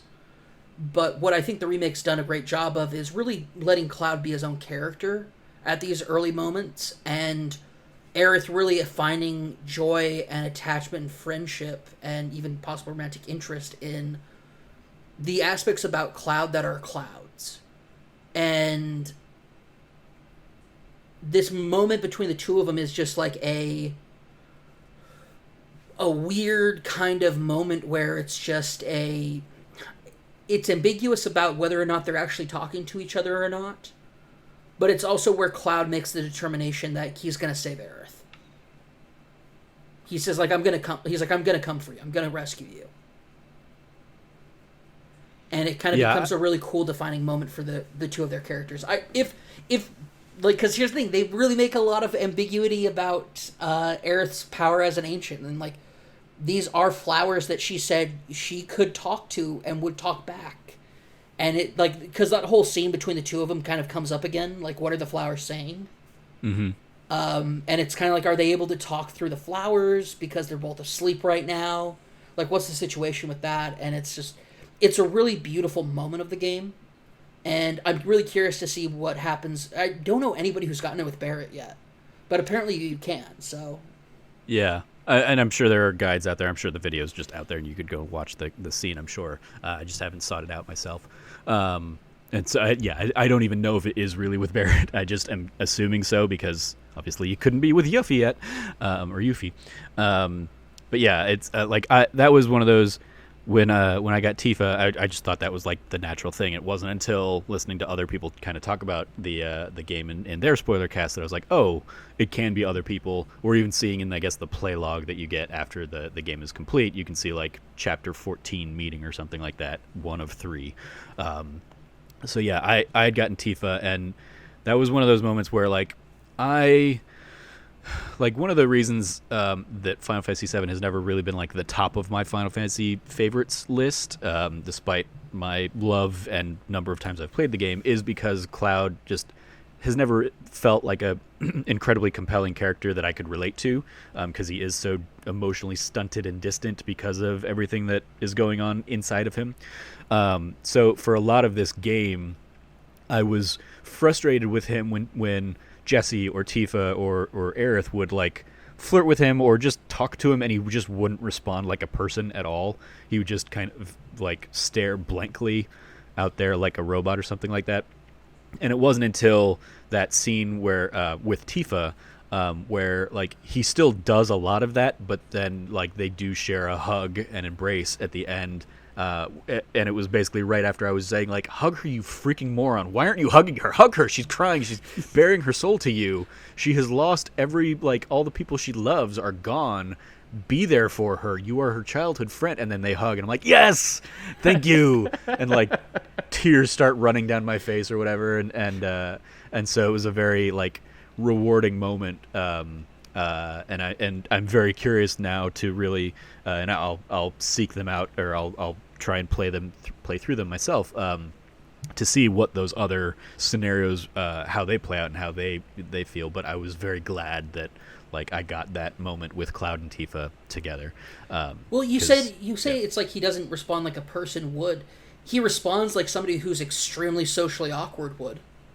And I mean, it's important to note that like when they do the flashback to like because it's important to note, like they are quote unquote childhood friends. They live next door to each other. She was literally the girl next door. But he didn't really associate with the other kids in town. And she was super popular with them. And we see that. She's surrounded by these guys, and she goes, "Hey, Cloud!" And instead, Cloud ignores her and walks away. And it's like, he's clearly, like, he is a social, awkward doofus. And it's funny because he's that way in Crisis Core, too. Like, he's not this, like, and I like that they're really embracing this idea of Cloud not being the cool, suave, dialogue choices you had in the original game. I like that he's kind of just like what do I do with my hands in these moments where it's just like, he is totally not suited. Like, he doesn't react like a regular person because he's really not. He doesn't know how to give a high five. That drove me crazy. I think that was more of a choice, aesthetic than yeah. It was still like, okay. And then he goes to give a high five, and she wasn't expecting it, and he's just like, it's like, that is atypical. Like, this is not a social person. We'll get our time in right next time. What are you talking about? Like, I love that exchange. Yeah. Yeah. I would like to have seen more of like the Cloud hugging Tifa and more of the like, nailed it, I know, thank you, moving on. I would like to have seen more of that Cloud in this game, and hopefully they give us a little bit more of that in future installments, whatever they may be. Well, those are real Cloud moments. Those aren't the moments of Cloud being conflicted of like the it's important. Like, I think it's really cool that like he does take moments to think about things like what he should say in a moment, because it's like, well, what does Cloud say, or what does Cloud First Class Soldier say, right? Yeah. And there's a different tone he uses when he's using his actual like thought and voice versus Cloud Soldier First Class voice. And I like, and he plays with it towards the end where he goes, rebuild the bar. Like, they're like, we'll rebuild the bar, and he goes, well, if the money's right. And that's like, that's the Cloud First Class Soldier voice, not the Cloud who you've come to know and is more expressive towards the end of the game. So yeah. All right, let us dive into some of our favorite boss fights. This is one that you brought up, right, Cameron? Yeah, I brought it up. Yeah. So hit me with one of your favorite boss fights. Straight up Hell House. Like, that boss fight is so cool. Yeah, that was you were right before that last week when we talked about the game, and I was very excited for your reaction because you were playing when we started the Discord call last week before we started recording, and I heard you on the other end saying, "What the? There's another fight? Oh, screw you guys!" And I was like, "Oh, I can't wait for." Like, I almost wanted to like postpone recording to just like let you continue playing to start the fight, just so I could hear your reaction to the Hell House coming out. It took like 30 minutes to beat that boss. The boss is so good. Yeah. Like, structurally, the way that entire fight is like managed, so good, hilarious, because it's like you're literally fighting just like a house. Yeah, and I love people like talking about that after the fact. Like, if you go and do the Johnny side quest after that or whatever, like you come up to him talking to the pharmacy guy, and he's like, "Yeah, and then they fucked this house," and the guy's like, "Sure they did, okay," or whatever. And it's like, like Hell House was absolutely like a turning point boss, where it's like, yes, I love that they're just embracing this, like the fact that this was a thing you fight in like the Sector 6 like expressway in the original game, and that they turned it into this epic boss fight was great. And yeah, it is absolutely a pain in the butt, that first time through, and even like he's another one playing through on hard mode. I was like, oh god, I hope I can do this, especially like because on hard mode you can't use items, and like resting at benches only restores HP. So like you have to be very conservative with your MP usage, and I think I basically saved all of my MP to try and like whittle down its health, so that I could beat it in hard mode, because he was a pain in the butt to go through. But I did it, yay.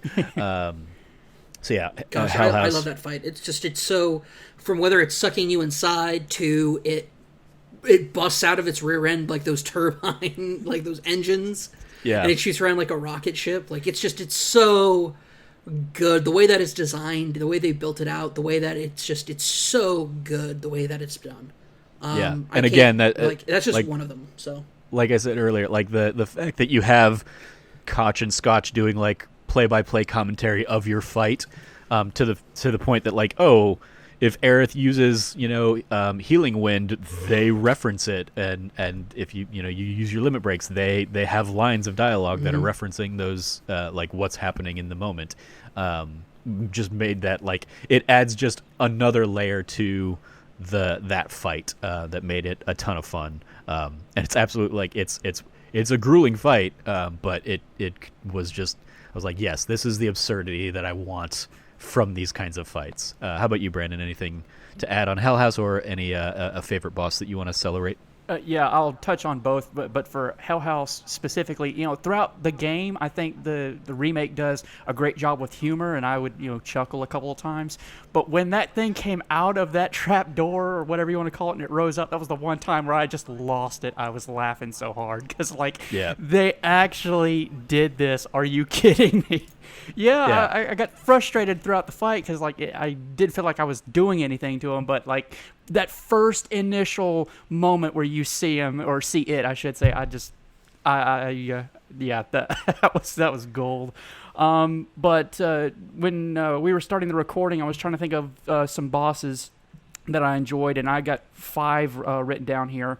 The first one I don't want to really go into detail about or depth with, because it's legitimately the first one, the Scorpion Sentinel, and it's one that's been seen countless times over and over and over in marketing, the E3 trailers, and so it's not something I want to really go into much detail or depth with, but I just like the fact that it's much like how I said earlier when we were talking about our favorite new changes, how that boss was indicative of how much more fleshed out not only situations would be, but bosses in general. So I think it did a really good job. But one of the remaining 4 I would like to go into is the Airbuster. Real quick. Oh, I'm sorry? Yeah, the Airbuster is absolutely one I want to tackle too. But real quick, on Guard Scorpion, we talked about it a little bit last week. But yeah, I love that, the Guard Scorpion fight, seeing that at E3 last year, was what cemented for me that I was probably going to enjoy this game, because it was taking out a fight that's 2 to 3 minutes, when you're playing the game originally or something, and showing how they're going to expand it and turn these boss fights into these like multi-stage things where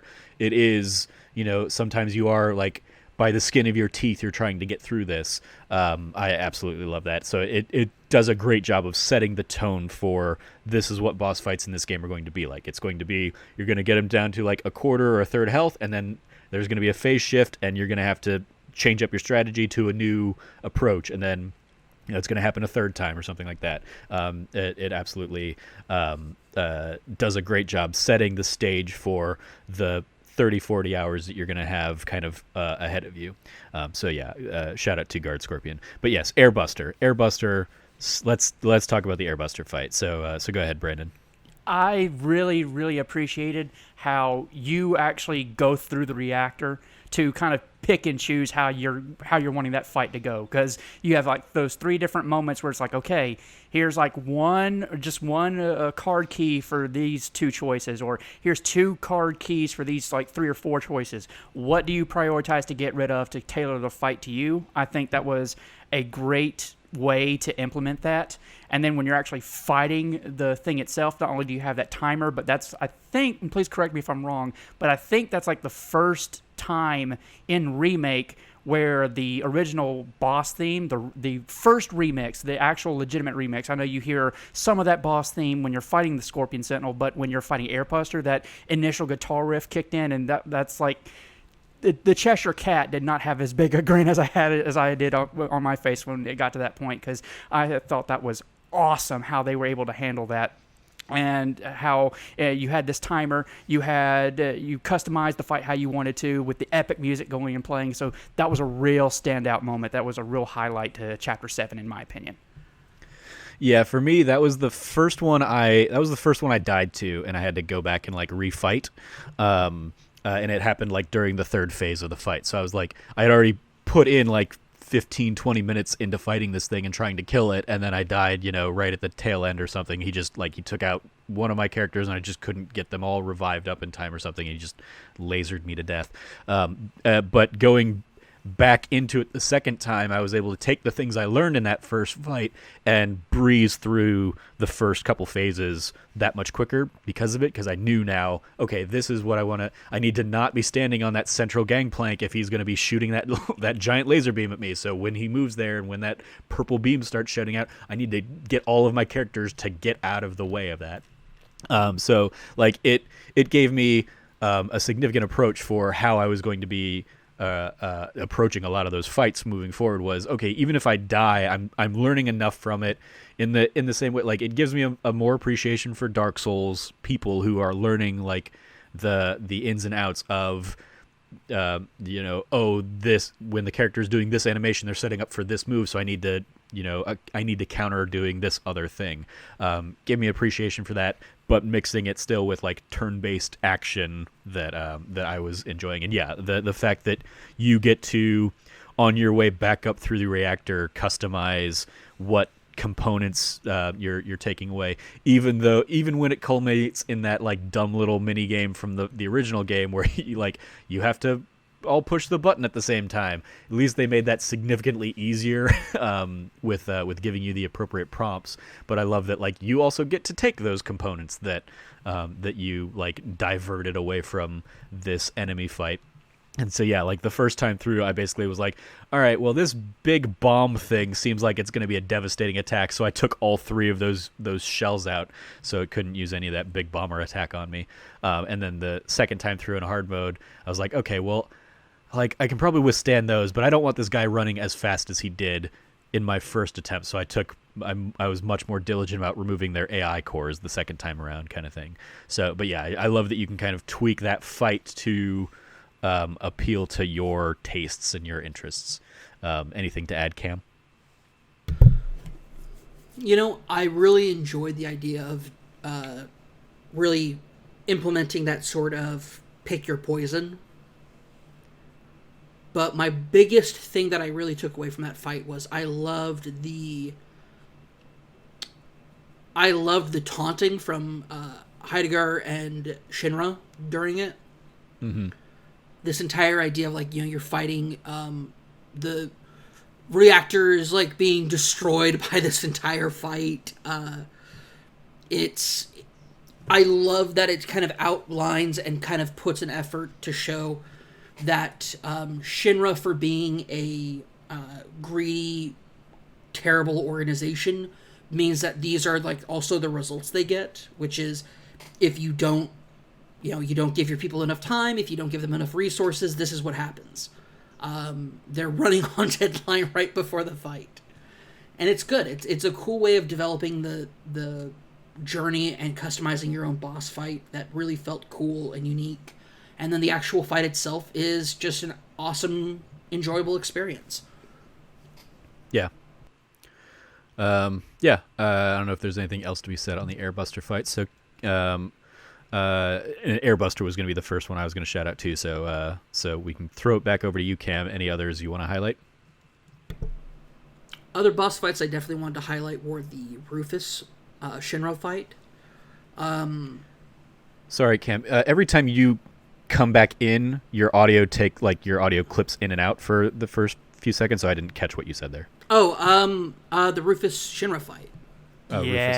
Rufus, okay, Like, a fight that I was like, oh, okay, it's a cool fight from the game, like the original game. For them to implement it and then, like, just Rufus being a total badass. Just, like, the way you had to time things out, and I'm like, I don't really understand the mechanics of this fight, and then I realized, oh, I'm fighting somebody who's playing an FPS. I need to wait until it's time for them to reload. It's cover shooting mechanics, basically. And from there, I was like, okay, cool. I have a rhythm down. Count his shots. Okay, I can start doing my attack now. Focus thrust. Let's go. Just love that aspect of the fight. Just so good. But also, like, his giant Shinra hound that's just, like, on steroids. But, like, obeys his every command. And he's, like, he's, like, loving about it and, like, cares about this dog. And I love that. And then he just, like, has just this cool weapon and cool outfit that's been updated for the remake, and he's just slinging out one-liners, and then he looks at Cloud and he goes, oh, you're a soldier, which means you belong to me. And it's like, oh, so good. Yeah, because in the original game, correct me if I'm wrong, like, one of your other party members is fighting alongside you for that, right? No. You fight him alone. You do fight him alone? Yeah, you always fight him alone. Okay. For some reason, I thought, like, Tifa or whoever was there with you, and then the other three go down and fight the machine in the elevator kind of thing. Now, if I recall, Tifa comes back, so you only fight the thing in the elevator with Barrett, Aerith, and Red 13. Yes, okay. And then Tifa turns right around and runs after Cloud after that one-on-one fight is over. Yeah, okay. So yeah, since I had remembered, like, thinking, oh, I'm going to have other people, as soon as it was like, no, it's only Cloud in this fight, I was like, oh shit, okay, I'm going to take out the dog first, because I remember that's going to be a pain in the ass if I have to try fight two guys. And fortunately I had, like, I don't know, Infinity Edge or Infinity End or whatever that special attack is, and basically, like, just pounded on the dog first before it could do really too much of anything. And then I spent the next, like, 20 minutes trying to figure out what the hell I was supposed to be doing with Rufus, because, yeah, I was like, I can't, like, he's dodging anything I do, and blah, blah, blah. And, like, I caught that, like, he was reloading and that I could, like, attack then, but I couldn't get, I felt like I couldn't stagger him or get more than, like, one or two hits in every reload. So it was just like, okay, what am I not getting here? Still able to beat him on the first pass or whatever, because I was able to dodge enough of his stuff, but it was still like, why is this, what is going on? Why am I not figuring this fight out? But it was still, yeah, a fun approach to what otherwise could have been like a pretty easy, simple fight. Brandon, anything to add on Rufus Shinra? Yeah, I to that point, like, well, I was going back and forth, and much like yourself, I couldn't connect with Rufus. Then I started noticing that the dog was healing him, and at that point, I'm like, okay, no, I'm having none of this. So I was able to take out the dog, and then for me, I don't know if it was kind of a cheese or something happened, but I was able to have the fight go in such a way where I had got him on the edge of the combat arena. I can't remember if it was against a rail or just against an invisible wall or whatnot, but I was able to get him against the perimeter of the battle area. And when you hit assess, it says, if you do a very particular attack, it'll instantly go stagger. And I'm like, well, what on earth is this attack? And so I just wound up just strictly just making sure to put pressure on him. And when he dodges, he's kind of got nowhere really to go when I had him on the side there. And then I just swung the sword to build up my ATB gauge. That way I could do Braver or Triple Slash to get some damage in. And then when I finally was able to put him in stagger, I was able to really, take him down pretty soon thereafter. But I thought the way that they implemented that was well done. I was concerned about something that's called the pyramid spell, but that was implemented in an earlier fight. And so because that pyramid spell in the original game when you're fighting Rufus is that's a pain. But I agree with what Cam said. The line when he gets off the chopper is like, "Oh, I own you." Well, I quit. So that was. He's like he goes ex-soldier, and he goes whatever. And it's like this is just it sets him up because he is I remember Rufus from Advent Children, Dirge of Cerberus, like this very much this person who's like, I understand I've done wrong to the world. I understand my family's done wrong to the world. I'm going to change, like I'm going to use what I have to help make the world a better place. And it's like, oh wait, that's right. He's a smarmy a-hole, like at this point in time. And it's like, oh yeah, that's right. He's the guy who decided, hey, I'm not becoming president of Shinra fast enough. I'm going to pay a bunch of eco-terrorists and fund them so they'll hopefully kill my father. Like, I forgot. I'm like, oh, that's right. I was expecting the warm and like, heart of gold Rufus Shinra, not the guy who wants to murder his father and doesn't care if he's killing the world Rufus Shinra. Like, this is the Rufus Shinra who looked at Diamond Weapon shooting a laser beam at him and said, bring it. Like, so good. So good. Yeah. Yeah, I was going to ask Brandon if you were ever able to identify what move it was that, like, automatically, like, raises his stagger meter. No, I never really could because, as I said, when I realized I was able to push him against that side of the arena, I just quit paying attention because I realized, as long as I keep pressure on him, even if I don't hit him with regular attacks, I'm able to build up my ATB and take him down a little bit faster. So at that point, I kind of like threw strategy out the window because I was getting some results doing that. Yeah. But in terms of whatever that specific attack is, I have no idea. I just looked it up. It's his limit break. It's Cloud's limit break. If you hit him with a limit break, it'll automatically shoot him into stagger. Yeah. Yeah. Because I saw the same thing. I was like, what? Like I tried all of the moves that I had, and I was like, what am I missing? Why is this not doing anything? And I just must never have triggered the limit break in that. But yeah, Rufus a good fight once you like get the sense of the rhythm. I joked with Cameron when we were talking the other day, and you'll actually appreciate this, Brandon, because it was basically just he was another Marauder from Doom Eternal. I was like, what? Yeah, I like that comparison. Yeah. But yeah, so Brandon, any other fights you want to celebrate and highlight? I have two more fights, one of which is one of them is the last one, and we'll get to that later. But the other boss fight I want to highlight is the Reno and Rude combo. Not when you fight them separately, because when you're fighting Reno separately, that, in my opinion, short of the final sequence of fights at the end of the game, that was actually my most frustrating fight when you fight him when he's by himself in the church. That taught patience. That taught me patience and counters and parries. But and the Rude fight was kind of ho-hum. But when you're fighting them together on top of the pillar at the end of Chapter 12, like the sense of epicness of like this is going to happen is kind of fait accompli at that point. But like just how you're 3-on-2 and you just want to wail on one another, and I just felt much like the Airbuster fight. I'm like, oh, this is just epic to the capital E, and I love it. Yeah, it's interesting you say like the like Reno one was a pain in the ass and Rude was ho hum and whatnot. Like playing through on hard mode, the Rude one ends up being a super pain in the ass if you've done all of the side quests in Chapter 5 first. Because I went into the Rude fight with like almost no MP left, and so it was basically like I had to just dodge everything and just like it took me probably 7 or 8 attempts before I was able to finally get through that fight, and even that's probably like drastically underselling it, because it was just like, oh god, why did I do this? Am I going to need to like restart the whole chapter? No, because if I do that, it won't have saved the manuscripts. I'm not going to get any of them. So it was like, I hate Rude so much right now. Oh my god. And it was really it has been the highlight of I have to be much more diligent in conserving MP anywhere I can, in those like multi-boss fight chapters, really, to be more mindful of that. But yeah, so kind of lumping all the Turk fights together, I think the Reno fight was one where that was another one where I died like the first time because I got stuck by the EMP things.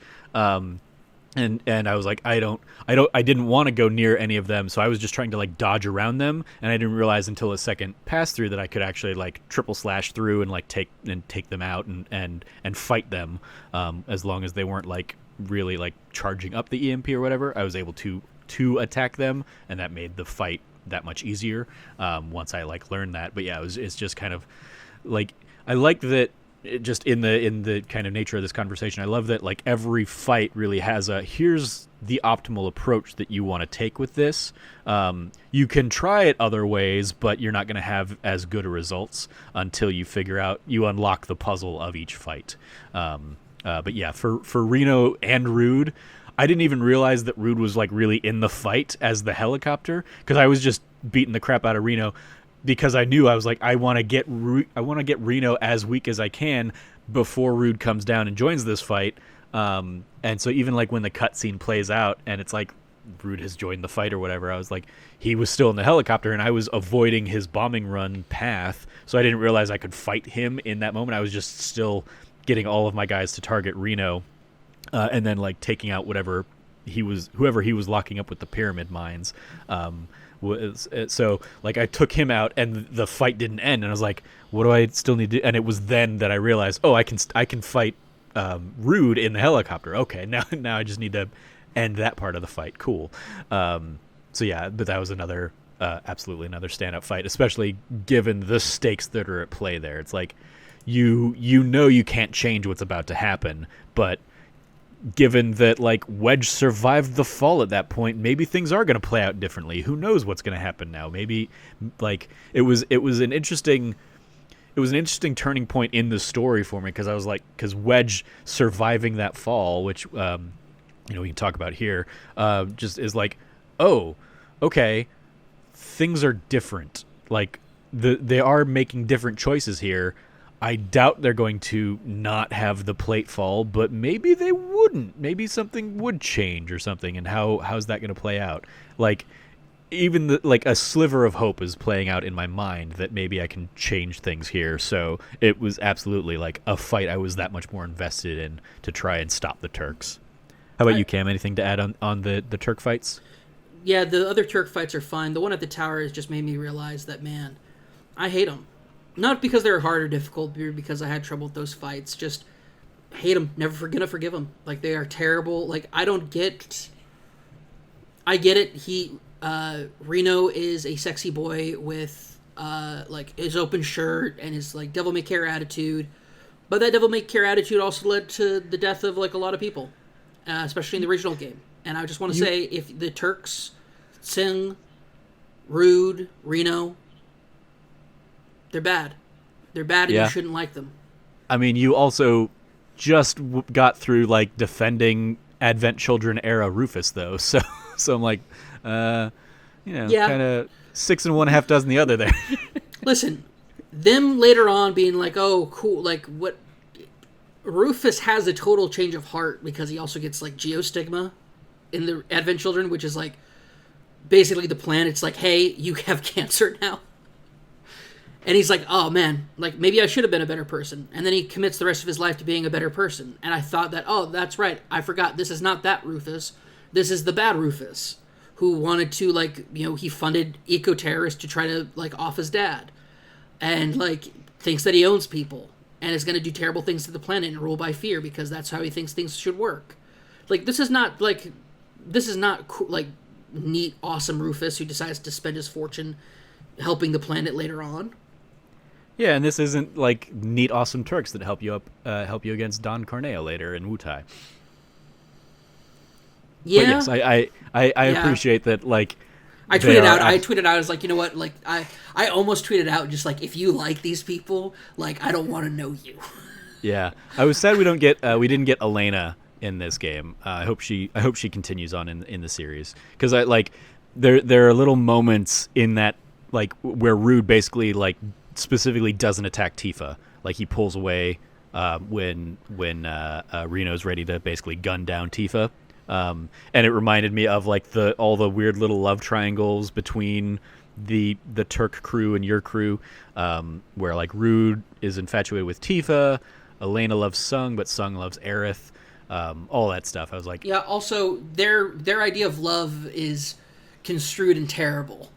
of course, Because yeah. Sung is just like, hey, I'm gonna basically like, you can come with me, or I can force you to come with me, and I'll force you to leave this child behind to be like murdered.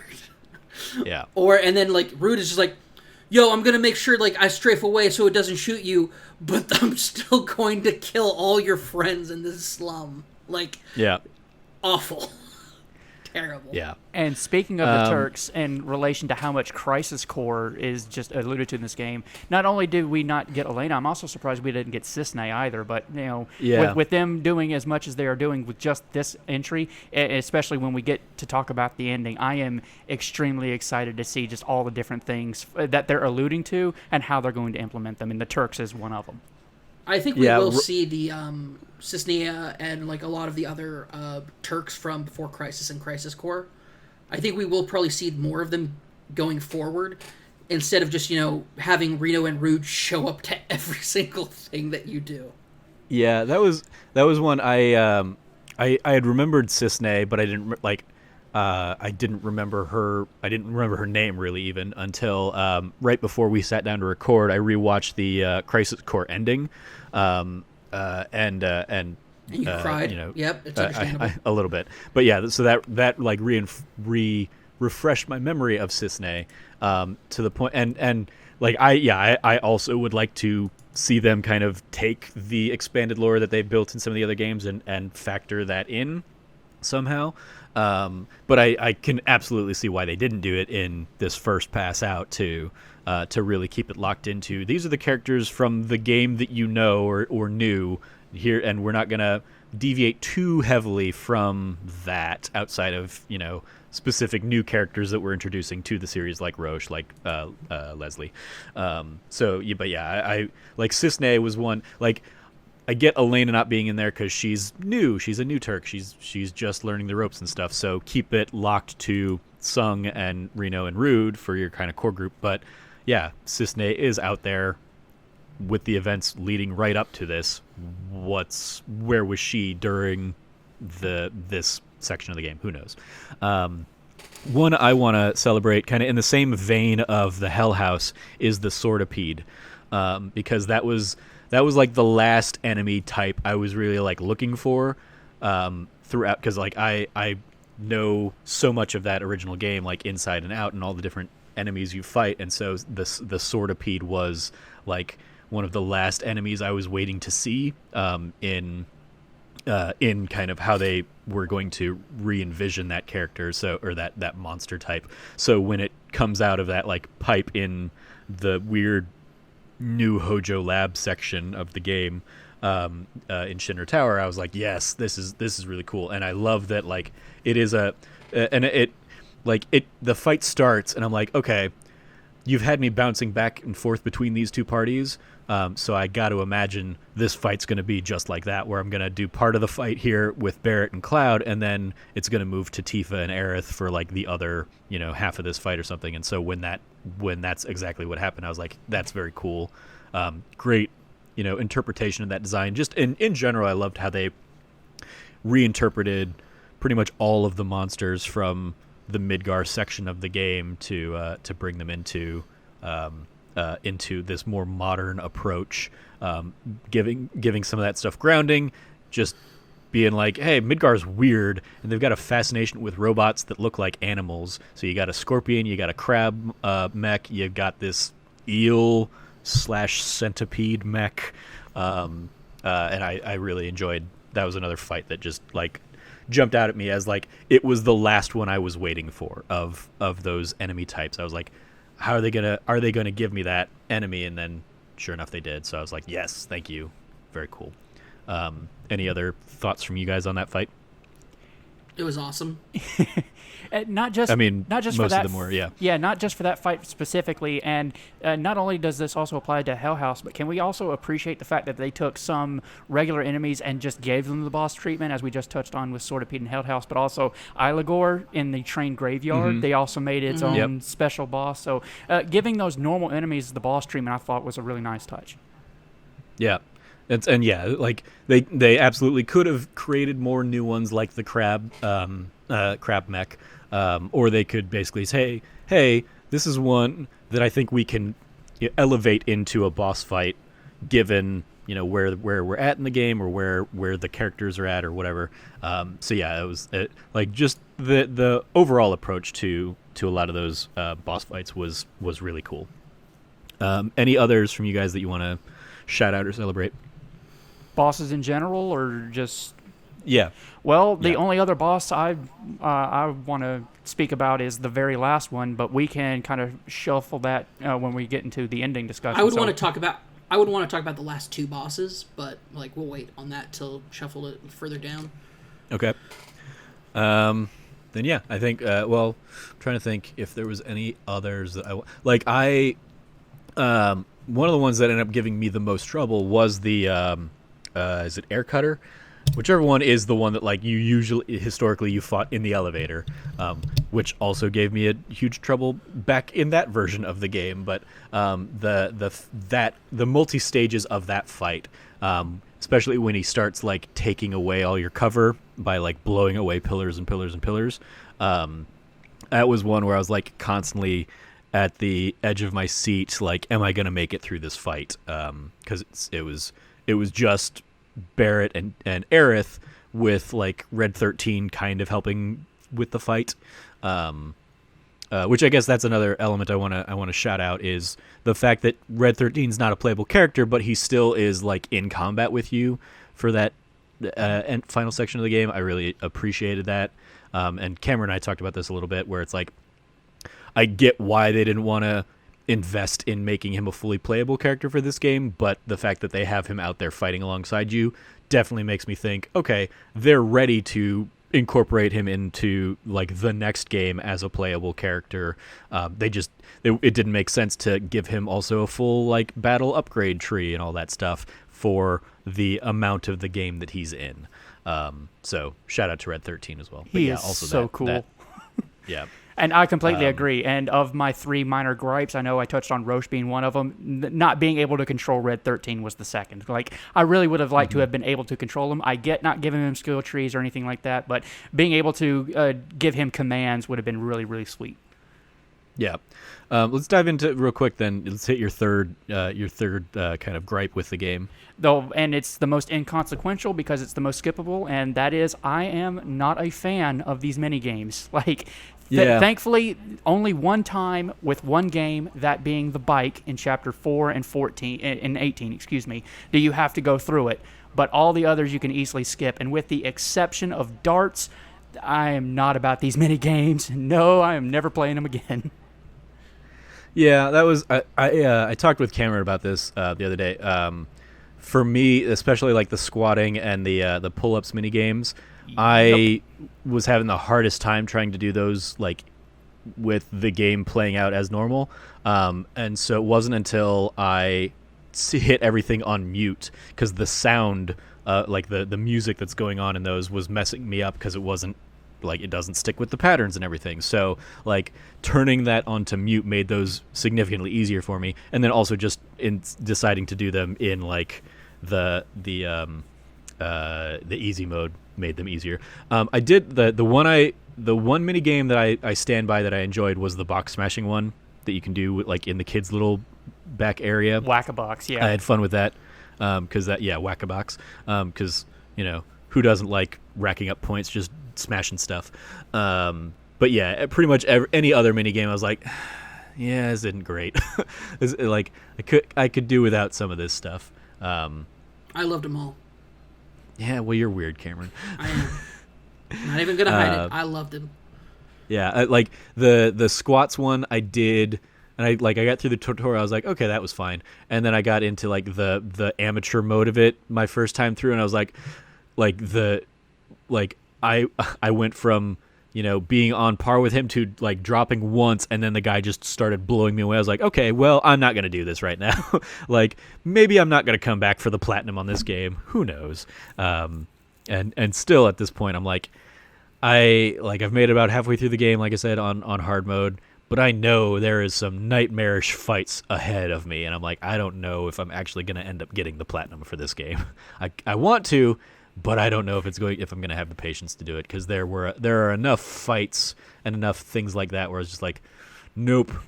But I've gone through since and gotten like cleanup on pretty much all those little, like I went through on easy mode and did the squats, no problem.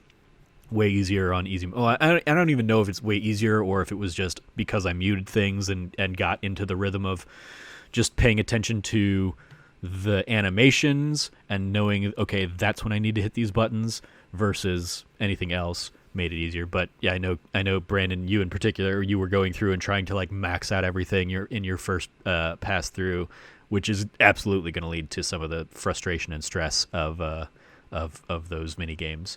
Absolutely. So yeah, wish they could have been handled better. And like I said, when the first time I did the bike mini game, I had issues where I didn't realize you had to like regularly tap the accelerate button, because I was just like, okay, well, holding it's not doing anything. So I then tried to just button mash acceleration. I thought, like, okay, Square Enix is dumb. They would do something like this. So I just thought I had to keep tapping it. I didn't like, and so I was like hitting it every like 10 times a second or whatever, instead of like, okay, you hit accelerate and it boosts for a little bit and then you can keep doing it at a steadier pace. Did not realize that at all my first fight, as well as I didn't realize how to use the ranged attack the first fight, because it was like you had like triangle was the like spin attack, and then like it said like L1 for like long range, and so like, okay, I was hitting L1 and it was saying locked on but nothing was happening, so I was like, what the hell, like. But then like Biggs and Wedge would like shoot it at the guy occasionally and like whittle down their health. I was like, is that what this is doing? Okay, well, that's stupid.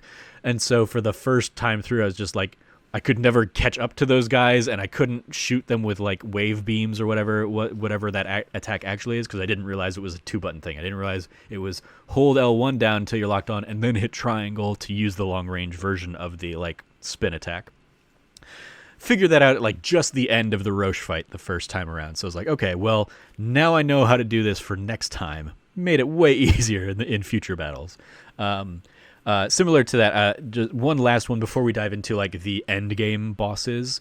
I did like the boss fight on the motorcycle at the end. I liked that as like a re-envisioning of that fight, and especially having known now how to managed being on the bike, I appreciated how to better approach that, and how you got to take out like each of the sides of the wheels, and that was like the first time I was bothering to deal with like decelerating and hitting the brakes and stuff to get around to the other side so I could take out the other wheels. So I like that as like an evolution of the motorcycle minigame, because yeah, the motorcycle minigame and the whack-a-box ones are the only ones I really can stand behind as like, I thought those were fun. Everything else is just like, yeah, these aren't great, but they're still in honor of the original.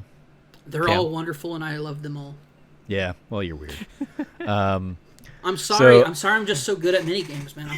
Don't apologize, I'm sorry I'm better at digital squatting than most people are at real life squatting. Yep. But I will say the pull-ups one is actually like seriously like the most difficult one. I never actually finished beating it all the way through. But that's because I realized that the key to that minigame is you do have to actually master the timing on it to specialize in the pick, like essentially like the way that he got like 5 more while you fell to the ground is because he started using the rebounding, which is what I call it when you hit the button at a certain point in time and it like speeds it up what you're doing. Yeah.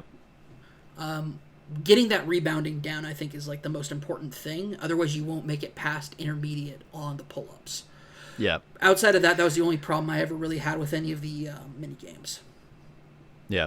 I also like, I The darts took me like a few times. My first It's just getting the control down, like the control of the. It is, the yeah, movement. and that was it. It was just like I didn't like how like wavy it was. On like I couldn't. The sensitivity wasn't felt like it was overly sensitive for me. So I was like, I know where I want to aim this thing. I just can't get it there in time, and I can't get it to stay where I want without like it would always like fly out of the range of where I wanted it to go. The last second or something. So I was like, damn it. But still, suck it, Wedge. I beat you. Ha ha ha. You say that even though Wedge could be dead. I mean, I don't care. I also say that with the idea of like Marlene does as good as Johnny on the scoreboard or whatever. So Johnny really sucks in that like it, and Marlene got it in 10 darts, which my first pass was like 12 or something like that. So I was like, screw you, Marlene. What the hell? Marlene's good at darts, man. So yeah, let's dive into kind of the final boss fights of the game, which will segue into some of the broader kind of like real spoiler theory kind of conversations, because that's where really everything changes. So yeah, who wants to kick off those fights? I'll kick off those fights. Cool. This is the most I was waiting for it. I was waiting for something like this, man. You were waiting for the Nomura factor. Yeah, the Nomura. I'm like, you know what? Nomura's been pretty good about this so far. I appreciate the realistic take that they really brought to a lot of because let's get into the whispers a bit here. The whispers are basically a great way of answering, well, how does this happen if people are going to react in a realistic way?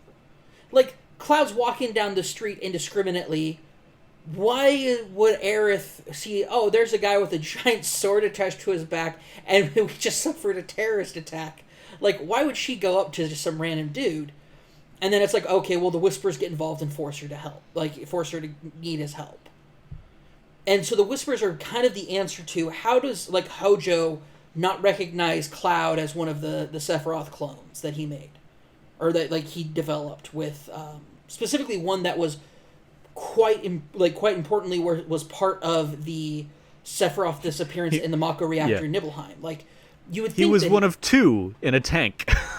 He was one of two that were not already, like, tattoo numbered on their arm for it. Like, he was one of the two that was unlisted. And Hojo directly would have, like, recognized, like, yeah, not only that, but the sword he's swinging around for the most of the game is also the sword that was notoriously owned by not just one soldier first class, but the soldier first class who came before him, Angeal.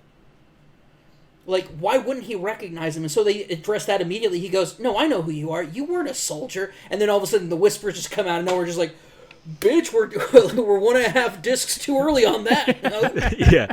The whispers are like, la la la la la, I'm not listening. He can't hear you if we take you away.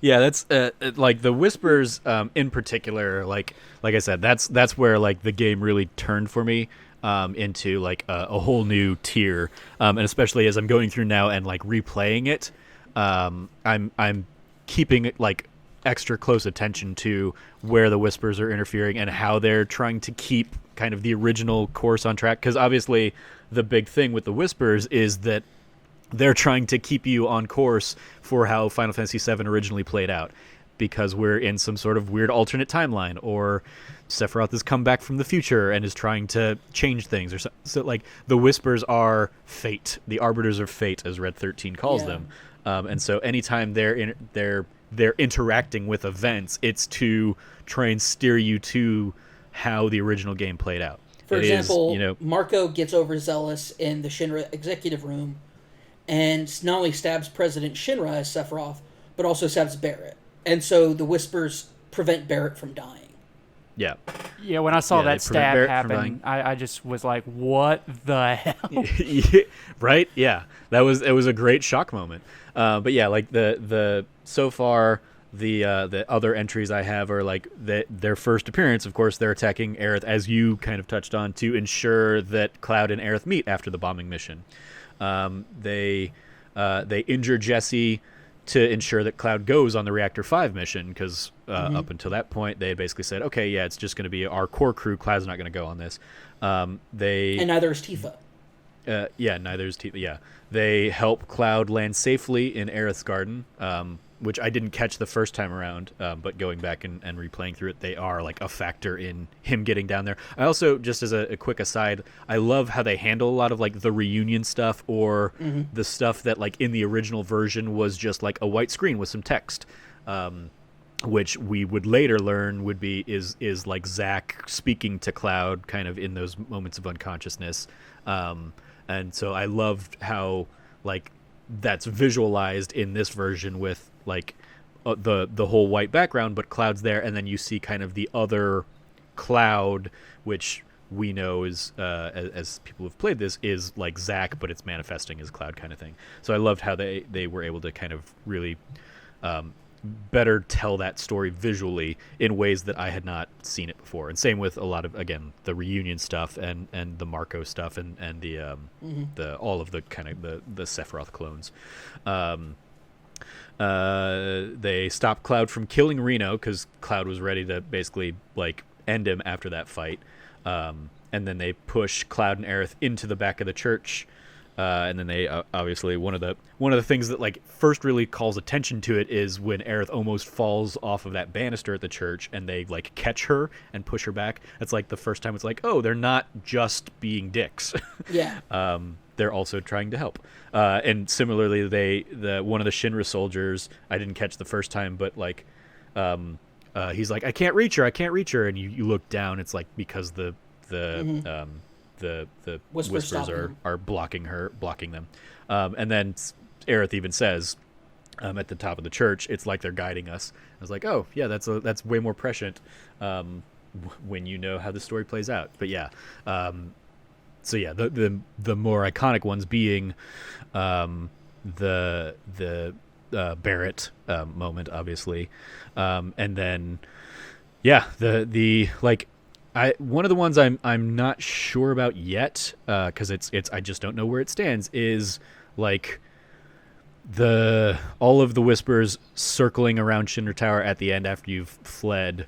That's like to keep Shinra from pursuing you with like aerial support and stuff. Ah, okay, yeah, I guess that makes sense. Because they're like panicking because they're like, how are we supposed to get, like, everybody's like, well, what are we supposed to do? And Rufus is just like, we'll go get them.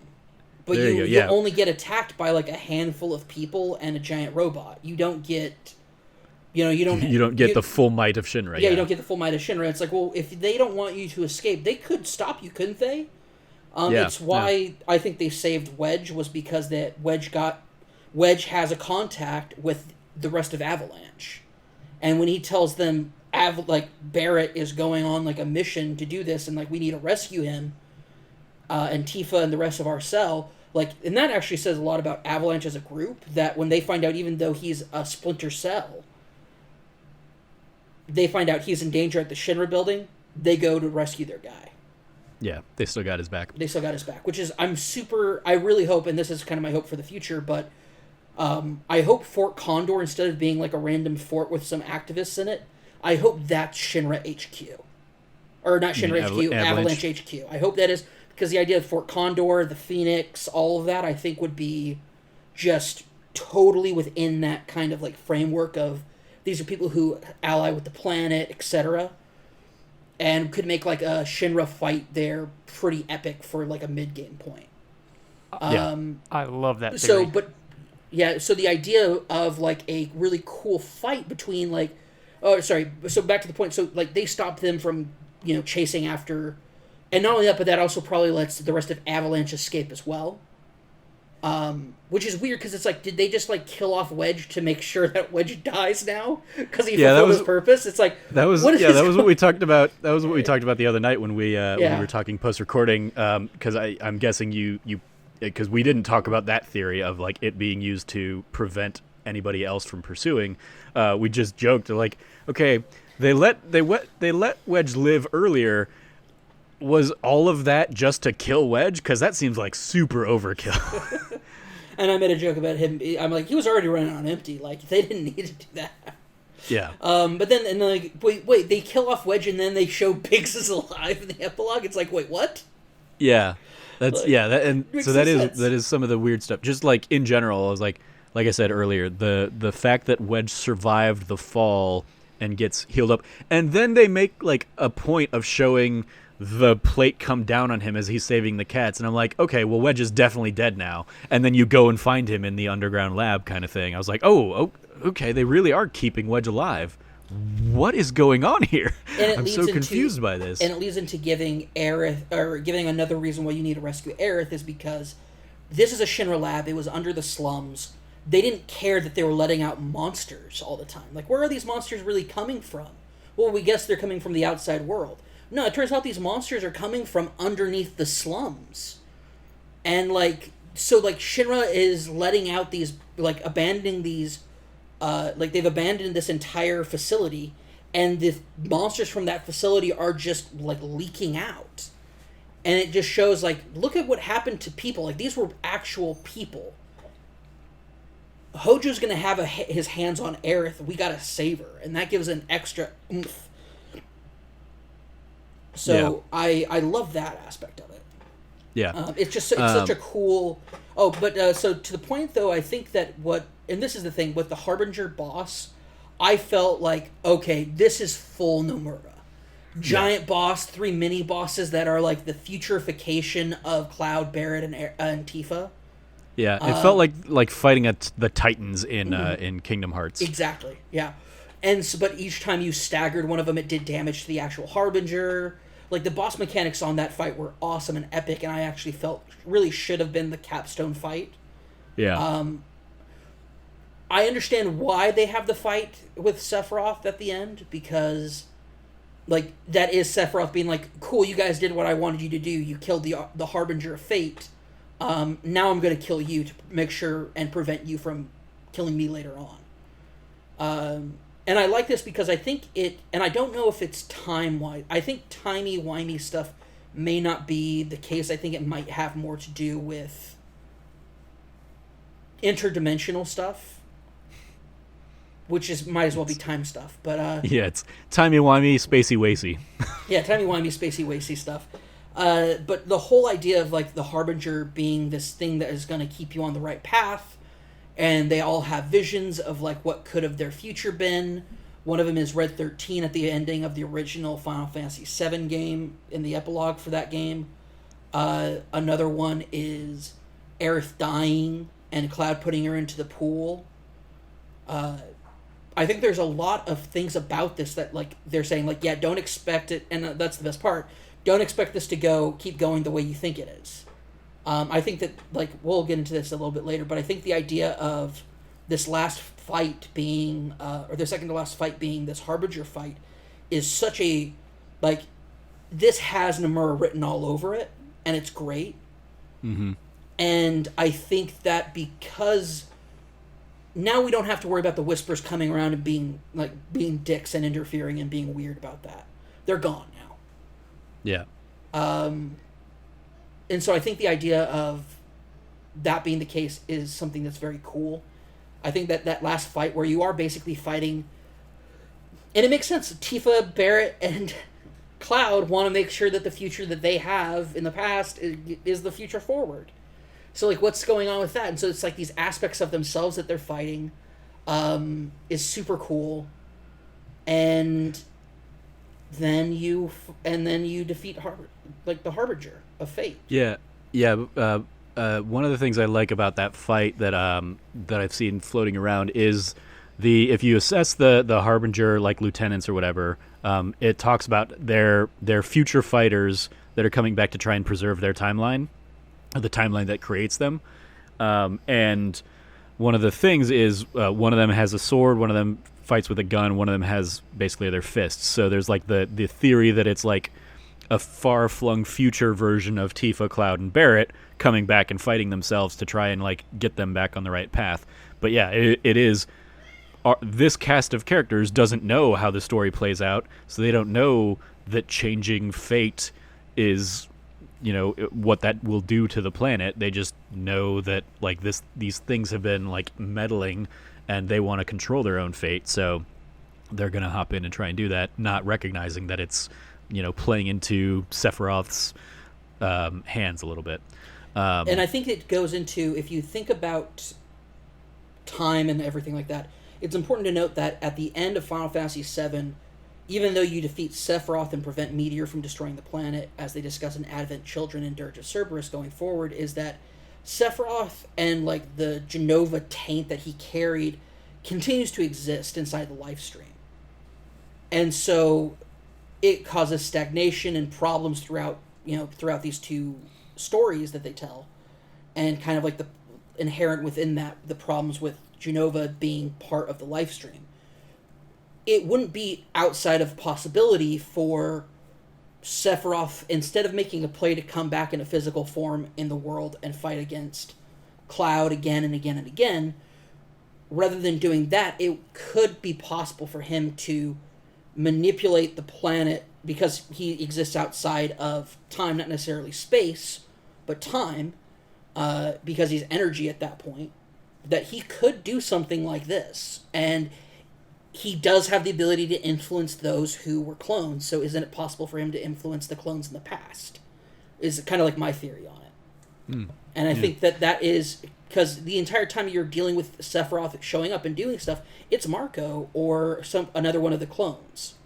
So is he controlling them? Is the Sephiroth you're dealing with controlling you not from the present, but the future? Like, is he able to interact with himself? And it creates a really cool opportunity and dynamic, instead of Sephiroth being this kind of, oh, he's so crazy. It's like, well, there's Sephiroth, Prime, there's Sephiroth Genova Lifestream, and then there's the clones of Sephiroth. I'm like, it could really go in a lot of really cool places, which is, I think, and it has Nomura just written all over it. So, yeah. Brandon, anything to add from you on the Harbinger fight, or do you want to dive right into the Sephiroth fight? The fight between these two I was inferring earlier was the Sephiroth one as opposed to the Harbinger. But yeah, when I hit, as you both have already touched on, when I hit assess, and because that's not a detail I saw in the character designs, but when I hit assessed and then took a closer look at him when the game was like kind of stopped, as it does when that happens, I'm like, oh man, we're in for something extremely different when this game is done. So yeah, I really enjoyed, especially as Cam pointed out, when I staggered one of them and it caused the big boy in the background to get hit. I'm like, okay, yeah, I like that's a nice touch. But the Sephiroth fight I really liked more because of his character design, actually having the feathered one wing while fighting him.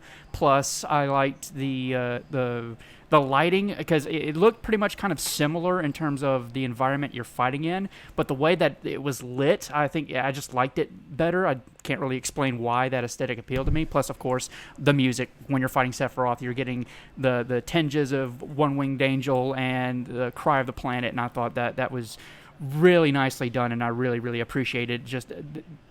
in my opinion, with how the remake was structured and has been structured, when they said that they were going to only cover the events up until when you leave Midgar, it was kind of like a tiny little thought in the back of my mind thinking, well, that giant motor ball guy you fight on the end of the roadway, that's kind of not really like a final end game boss material. So I think we're going to get something different, and I'm very pleased with what we got, because I felt like, having to fight Sephiroth 3-on-1, especially, I don't know if either of you noticed this, but when it goes to 1-on-1, when they're in the edge of creation, and it does that flash like it does at the end of the original game, where 1 second it's on Cloud, the other it's on Sephiroth, then you see a side shot, and that super hyper quick cut. I thought that was like, yeah, okay, this is my kind of stuff right here. I'm really loving this. It is the premature ejaculation of video games right there. All right. Blowing its load too early, didn't need to happen. Harbinger fight was good enough to be the end game. We didn't need it. Now, here's the thing. We didn't need a lot of the stuff they gave us, but they did it anyway. They did it for us. And here's the thing. I think I'm cool with it. I've come around on it. But still, I feel like blowing the load early on a Sephiroth fight like that, you could have had like a cool Genova fight. You could like another one of those cool Genova fights like you had in the Shinra office. That was awesome. Like fighting, like you didn't correct me if I'm wrong, but you don't fight a Genova beast in that, or like a Genova arm in the office. Yeah, the first Genova fight is on the ship from Yunnan. So like you totally could have just done like a really cool. Like, oh, you thought that was like trippy and weird and awesome? How about now, after you just fought the Harbinger, how about you fight another like cool Genova? That would have been awesome. Could have been, or you think you're fighting Sephiroth and it turns out, oh no, it's actually Genova, because then it goes Genova at the end. Would have been cool. Didn't need to have like this. Like once again, the one angel wing coming out. First off, that's not the one wing angel form, because as we know since this is not the other material of whatever, he's got only 2 legs. He doesn't got the weird like 8 legs yet. So it's not one winged angel. But just I'm wait. looking forward to that bit. It's coming. Yeah, no, that'll be worth it. I'm like, you know what, the one wing coming out, that's cool. But once again, like, you know, Cry of the Planet and, you know, One Winged Angel being kind of played in tandem there, and it's like, man, just like you could have really saved it and held back on it, and instead they let us have it, which is cool. It's cool they let us have it, but how much better would it have been if they just held it? It's that little like. You know, we could have given it to you now, but instead we're going to hold on to it because we got it for you later. And it's going to be better if you save it. I think a lot of people would have been unsatisfied, especially, like, given that Sephiroth is, like, the iconic baddie of Final Fantasy. People new coming in would have been like, why do I care about this guy? I didn't even fight him if you didn't fight him. And then, he's just he's so much more of a presence in this first chunk of the game. And especially with the story they're telling, it of course it makes sense that, okay, you've broken the bonds of fate now, so immediately Sephiroth is going to come in and try and like finish what he started, and take you guys out of the equation so that he can go on to, you know, Temple of the Ancients and get the meteor materia and all that stuff. So I appreciate that, and it wasn't until realizing like that's what was going on, like to what you were talking about, Brandon. The original Midgar section ending with the fight of the machine that attacks you on the highway. The reason I stayed up until 3 a.m. finishing the game was because I hit that fight at like, I don't know, like 1 a.m. or whatever. I was like, oh, I'm almost done, cool.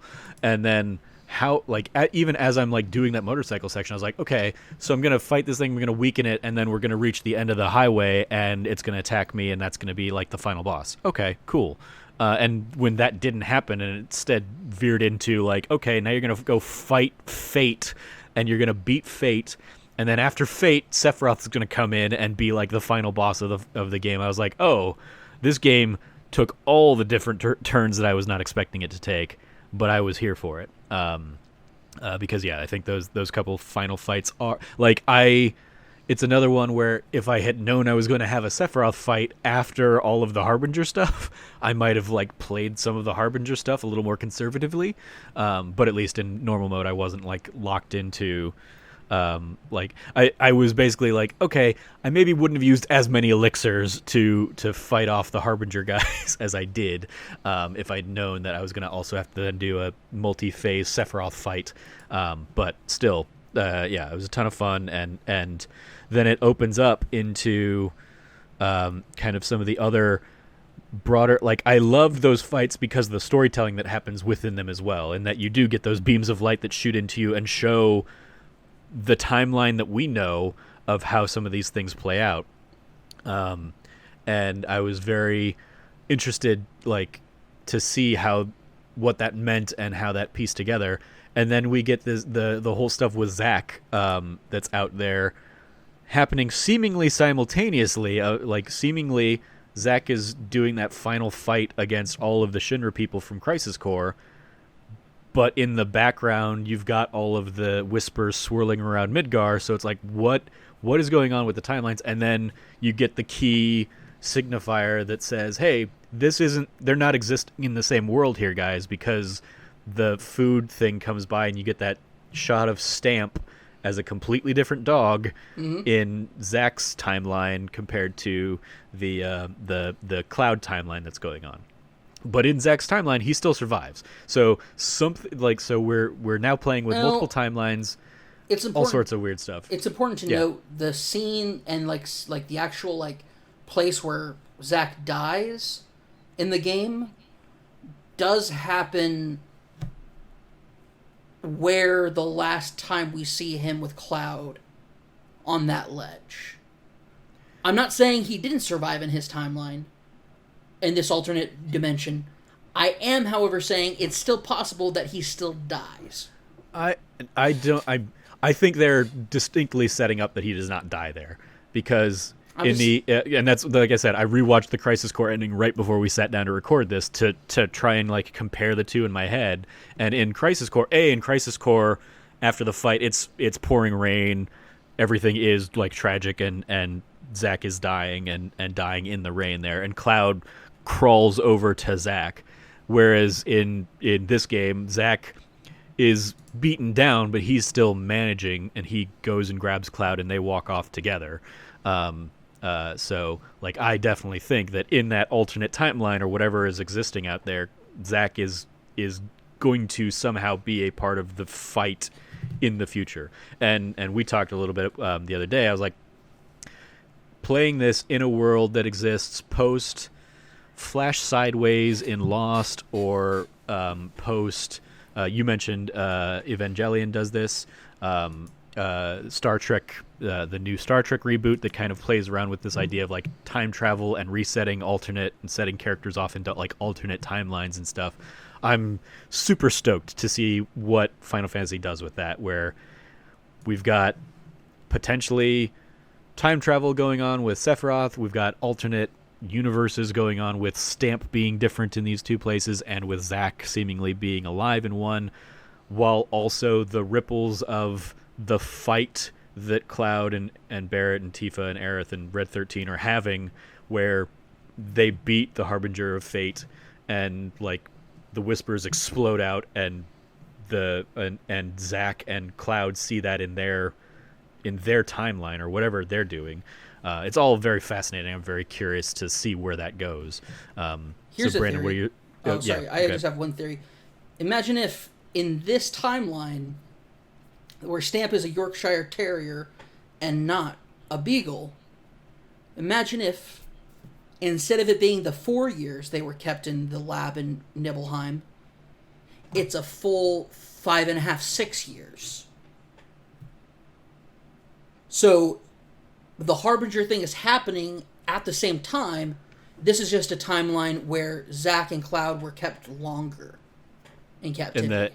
And basically the Whispers are there surrounding Midgar because Cloud hasn't arrived to play out the timeline yet? It's possible. Or it's this whole Harbinger fight causes the break in all the realities. And so the effect of the bubble and then it exploding in light could kind of be like a cross-reality breaking point. So, I mean, it's something. So imagine if this is a timeline where Cloud never does the avalanche stuff. Does that mean they go through with the bombing missions? Does that mean, like, was Cloud being there the impetus of, we have somebody from the inside who can tell us how to plant, like, know where exactly to plant the bomb, because none of them had ever been in a reactor before, etc.? Like, is that a possibility? Like, what do we do to go from there? And I think that that's who knows what would have happened to Avalanche. Maybe in this one with Zack and Cloud, that's Barrett's cell never splinters off. Maybe they're still part of the HQ conglomerate of eco-terrorist cells. I mean, this brings up a whole lot of possibility of what happens if Cloud doesn't get there when he gets there. And especially, what if Cloud and Zack both survive and get there? Like, maybe a year later, but what if they both get there? Like, maybe there aren't enough Shinra guards because they've been too busy dealing with Avalanche and the attacks on reactors in Midgar. But now we're getting, like, these split momentary scenes where it's like, well, this is a possible future now. You know, who's to say? I think that's something, once again, when we're playing with things like Rebuild of Evangelion, when we're playing with things like Lost and, like, these sort of, like, really timey-wimey stuff, you can play with that. And so it does leave open just this wide spectrum of possibilities, which is why I turned around from being not as hot on this ending and being more onto it, is because if there's one person I know who has the experience necessary to tell a story like this that will end up satisfying me, it is Tetsuya Nomura.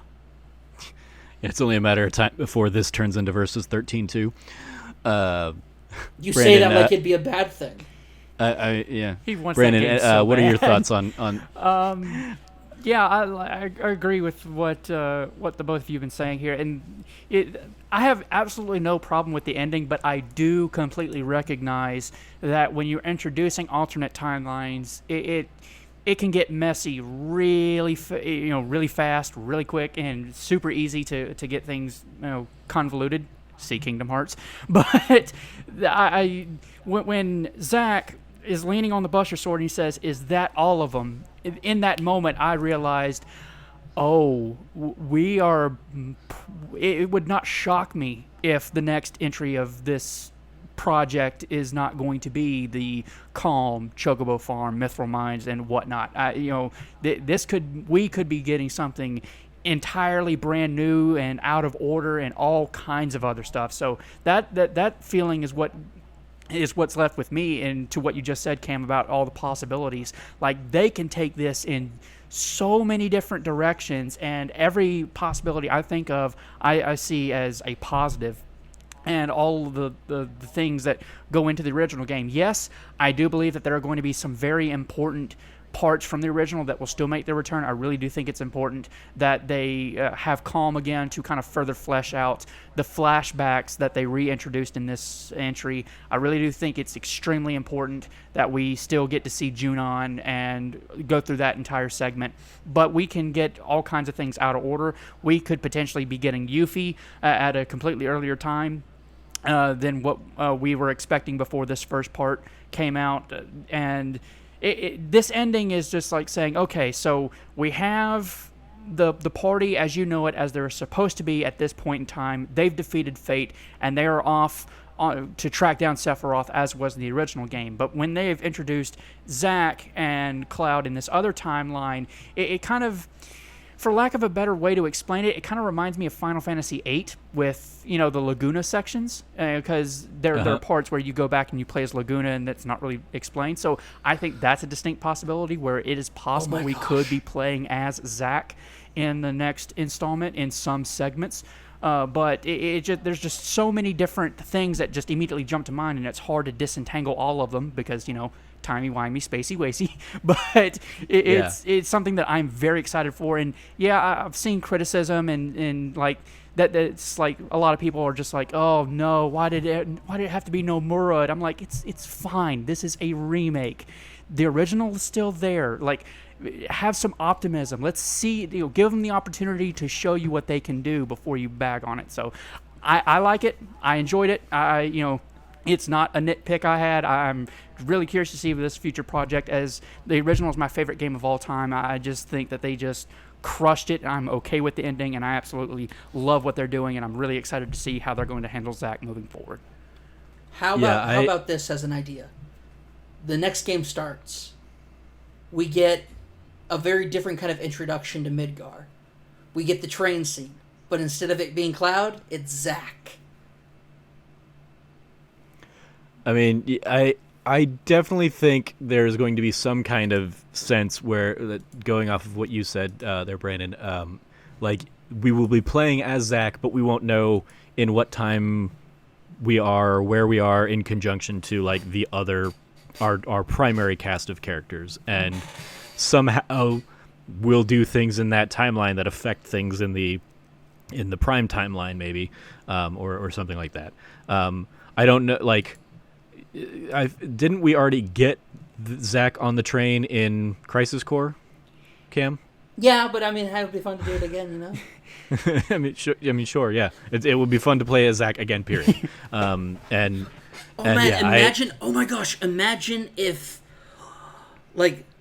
if that was precursor to the timeline we got in Remake. Where's Zack been? What if, where's sorry, I'm just like thinking of all the possibilities of like Zack. Anyway, let's move on. This is devolving as I speak. Welcome to my existence for the last 24 hours. But I'm very much looking forward to where they go. I think you will absolutely see like iconic moments, but we'll continue to see like the new twists on them. And for me, it is like, yeah, it would have been great to have a completely high def remake of the original story, kind of told over however many games in order to make the visual like beauty that you get in this game and fleshed out, character details and stories and all that stuff. I would have gladly continued going down that path, but I love that they're instead giving me something new. It's better than the thing I wanted. It's that thing I didn't know I wanted of, let's see what a new take on this story can be. And here's how we can change it and break away from the fate of being locked into the original story of Final Fantasy VII. Yeah. Cam, I heard you pop in. Oh, sorry. No, I had to tell somebody something. They put their head in. Poke their head in. But, I will say this. I'm so excited for it. There's so much more that we're going to see. There's so much more we're going to be able to have available to us. And the next, I'd probably say 2 years is going to be very interesting to see what they show us, because there's a lot of people who are real upset by this decision. And I think it's okay that if you're upset by this decision, you're listening to this podcast, I think it's okay.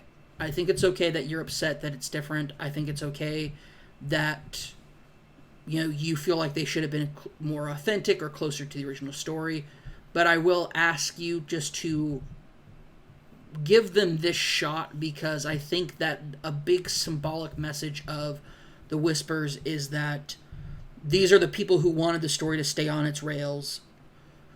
But to expect a team of brilliant people like they have for the Final Fantasy VII development team to just retell the same story, especially in a modern age, just kind of like making it a bit more modern, isn't going to satisfy us all in the way that we would think it would.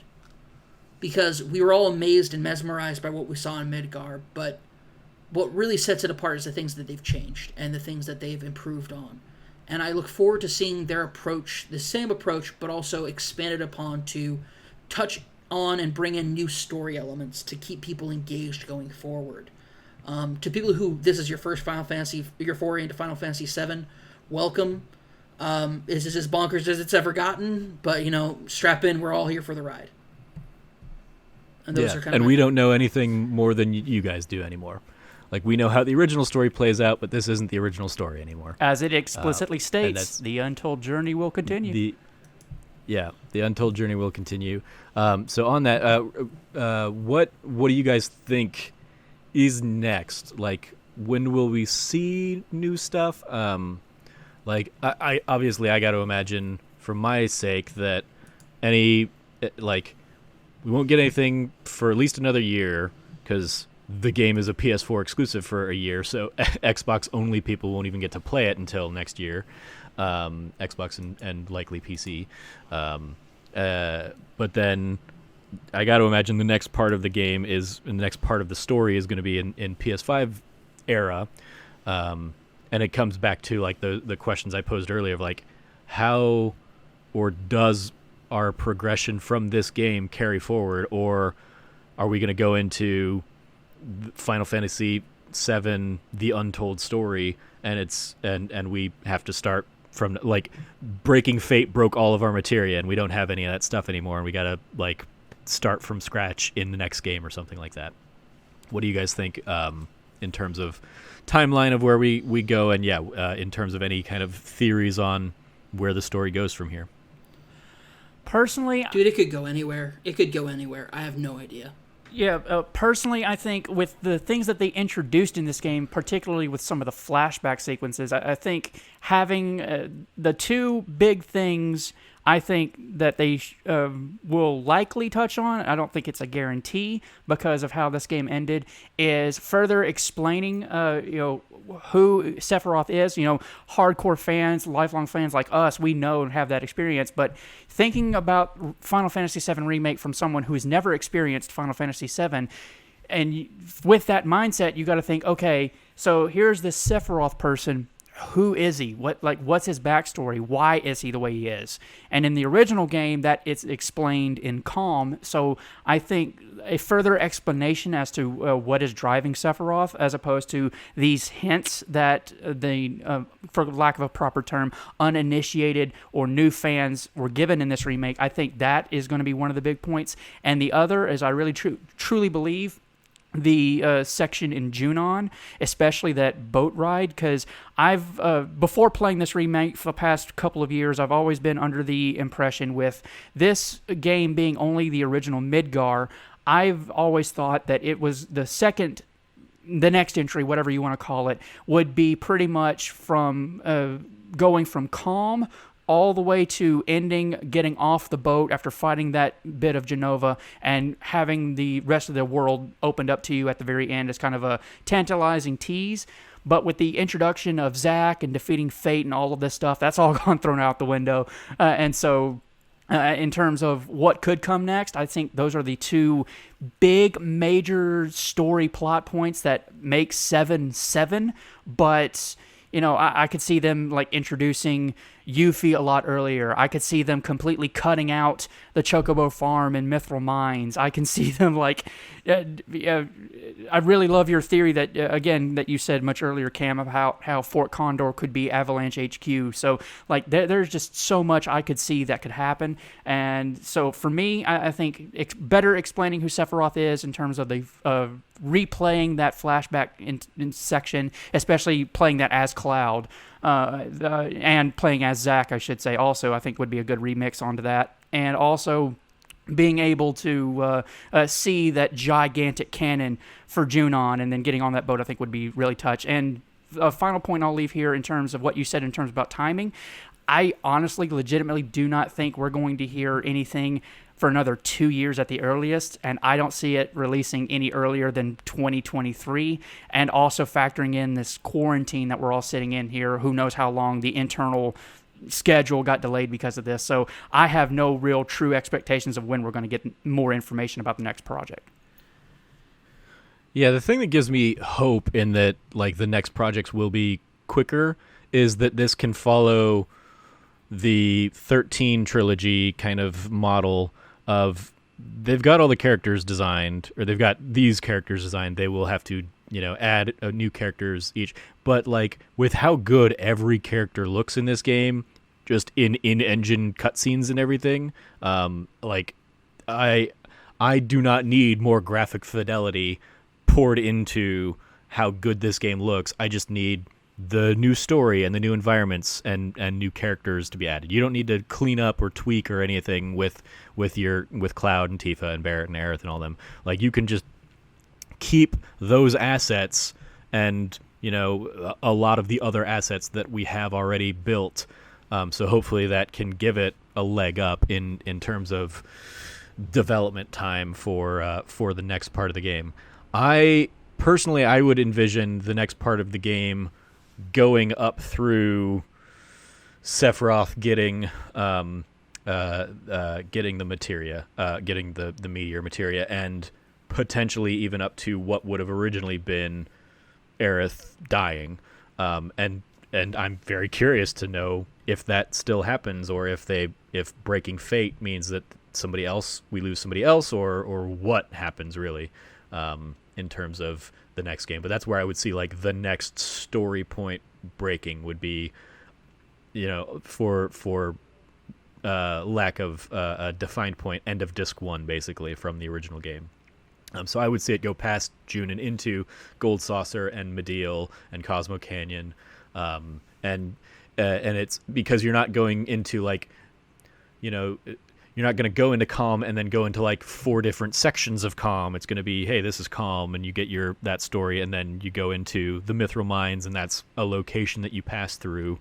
But Midgar, fleshing out Midgar makes sense to expand those stories, but I don't think you need to flesh out other parts of the world in that same way to still be able to tell as diverse and deep of a story.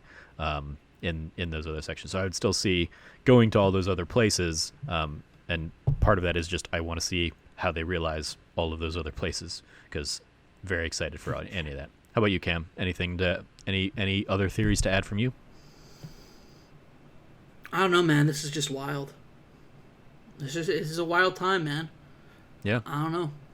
I kind of like melted my brain a minute ago, and I still just haven't really recovered because my mind's thinking like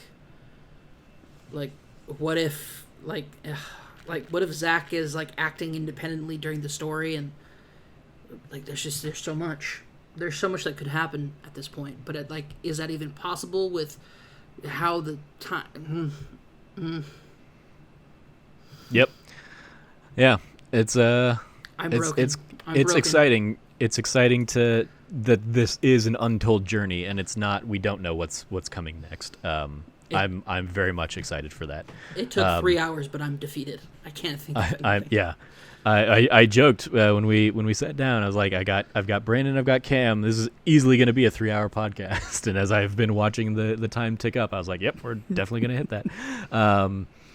Yeah, we didn't even talk about the fact, we tagged it a little bit, but Biggs survived the tower falling apparently. And Wedge's status is unknown. Jesse, you assume, is still probably dead, but I don't know. She could come back too. Who knows? She could be found in the rubble somewhere.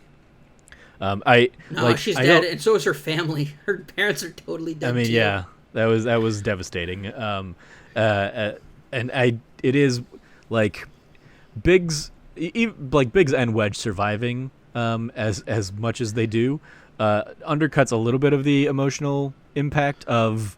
Really, it's just Biggs. Everything that happens in Sector 7. Biggs, you held Biggs while he died, and then he's not dead. Yeah, it's like, okay, well, you're gonna have to explain this to me, because what? But I said when you and I talked about it a little bit, Wedge they gave more to do, and Jesse they gave so much more to do. Biggs they didn't give as much, so I like the idea that this keeps the door open to continue to flesh out Biggs and give us more of him in his role in Avalanche, holding down the fort on Avalanche while our team is away, and seeing what he does with it. I don't know. Yeah, interesting. It just the changes they made like that. I'm like, okay, I'm intrigued to continue to see where they go with it. Obviously, Zach and just breaking fate in general is going to get the highlights, but still, specifically leaving the door open for Biggs means that Biggs has a larger role to play in this story. So I'm curious where Nomura is going to take that. So, yeah, as you pointed out, Brandon, the untold journey will continue. Who knows when? Who knows where? But we'll get to play more with these characters sometime in the future, hopefully. And so, I am here for hooray. it. I am absolutely here for it as well. So yeah, thank you guys. I think that can wrap us up here in our our new record for longest podcast here at That Nerdy Site. Thank you for joining me, Cameron and Brandon. Because yeah, it's been I've had all these I want to talk about this game and talk about all these things with other people, and so it's been nice to get to spend a few hours chatting with you guys and thinking about what you guys are. How your perspective is changing even my own perspective of elements of the game. So I will have your thoughts running through my head as I go through continuing to try and beat this game on hard mode. So hooray! You can follow the panel here. You can follow Cameron at Rev Cabot. Anything you want to shout out, Cameron? Yeah, I look forward in 3 weeks for a new review from me. Yep. Yeah, Cameron's playing a game under embargo that we will have a review for. What's the date on that? The 2nd or something like that? I don't want to be too specific because it might give it away, but the first week of March. Yeah. No, May. First week of May. Yeah. So keep an eye out for that. You can follow Brandon at Games Gann. Anything you want to shout out, Brandon? Just some thank yous first to the both of you for allowing me to also geek out about this. I really do appreciate the opportunity to sit down and just, as you just touched on, Trevor, I've wanted to kind of just go over and just word vomit all of my thoughts about the game and just my praise and love for it, and hearing everybody else's. So this was so much fun, and I greatly appreciate it. So thank you very much for having me. A thank you to anyone who has lasted all 3 hours. I do appreciate you sticking it out with us and hearing us talk about it and rant and rave about it. So I thank you for that as well. And of course, thank you to Square Enix for a phenomenal game, and kudos all around. And the only thing personal to plug or shout out is, hey, if this is your first time seeing anything regarding That Nerdy Site, I was a part of a show called That Ultimate Video Game List Show. This season 2, 2 of 2 so far. Season 3 will be coming later on down the road. But in the meantime, I highly recommend that you go check out that show here that TNS offers among their other content. It was a load of fun and really got to enjoy chatting video games with some friends of mine. So I recommend that you guys check that out as well. Very cool, yeah. That Ultimate Video Game List Show, where you championed Final Fantasy VII, as I said earlier in the episode, way earlier in the episode. Not hard enough, and that's all I'm going to say without spoiling it. Yeah, I mean, you gave it a good run, and yeah, it'll be curious to see if this game ends up making it on on a future list as well. You can follow me at Trevor J. Starkey, and the things I would shout out, I don't know when I'll get them out, but I definitely am going to be writing up a formal review from That Nerdy Site for Final Fantasy VII Remake, as well as I have thoughts on Doom Eternal that I need to still sit down and crank out. So keep an eye out for those games in the game reviews in the coming week or so from That Nerdy Site. We now know Brandon's thoughts on Doom Eternal or Final Fantasy VII. I don't know which one you're They're talking both about. excellent. Could be both. Yeah. So yeah, that is going to do it. You can follow all of That Nerdy Site over at That Nerdy Site, or check out thatnerdysite.com for all of the latest content we have out there. If you liked what you heard, please rate, review, like, subscribe. Thank you again for sticking with us for 3+ hours here. Maybe consider supporting us over on Patreon at patreon.com/thatnerdysite. Every patron gets early access to a monthly bonus episode of the show. This month's bonus episode is Cameron and I talking about how basically we're coping with coronavirus and the quarantine stuff, which I realized this last week I passed 1 month of working from home. So it's been like, yep, I've probably interacted with 15 people total in that time frame. Wait, when did it start? What? I mean, Oh my I gosh. started working from home on March 18th. So I've just passed a month of working I from home. started working from home earlier than that. Oh my gosh. Yeah. So spoiler- weird times we live in. Spoiler from that podcast, it wasn't going well then. It's not going well now. Yeah, but if you're a Patreon supporter, you can check that out for $1. And yeah, any of our other past episodes, our more lighthearted past episodes about PAX and stuff like that, you can check those out as well. But yeah, that's gonna do it. Thank you again, guys, for joining me to talk about Final Fantasy VII Remake, full spoiler cast mode. It was a ton of fun. I can't wait to see kind of continued and more expanded theories and stuff coming out from people that are poring over so much more of this stuff than I have had the time or wherewithal to do so far. But thank you for listening. Stay nerdy and be good to each other.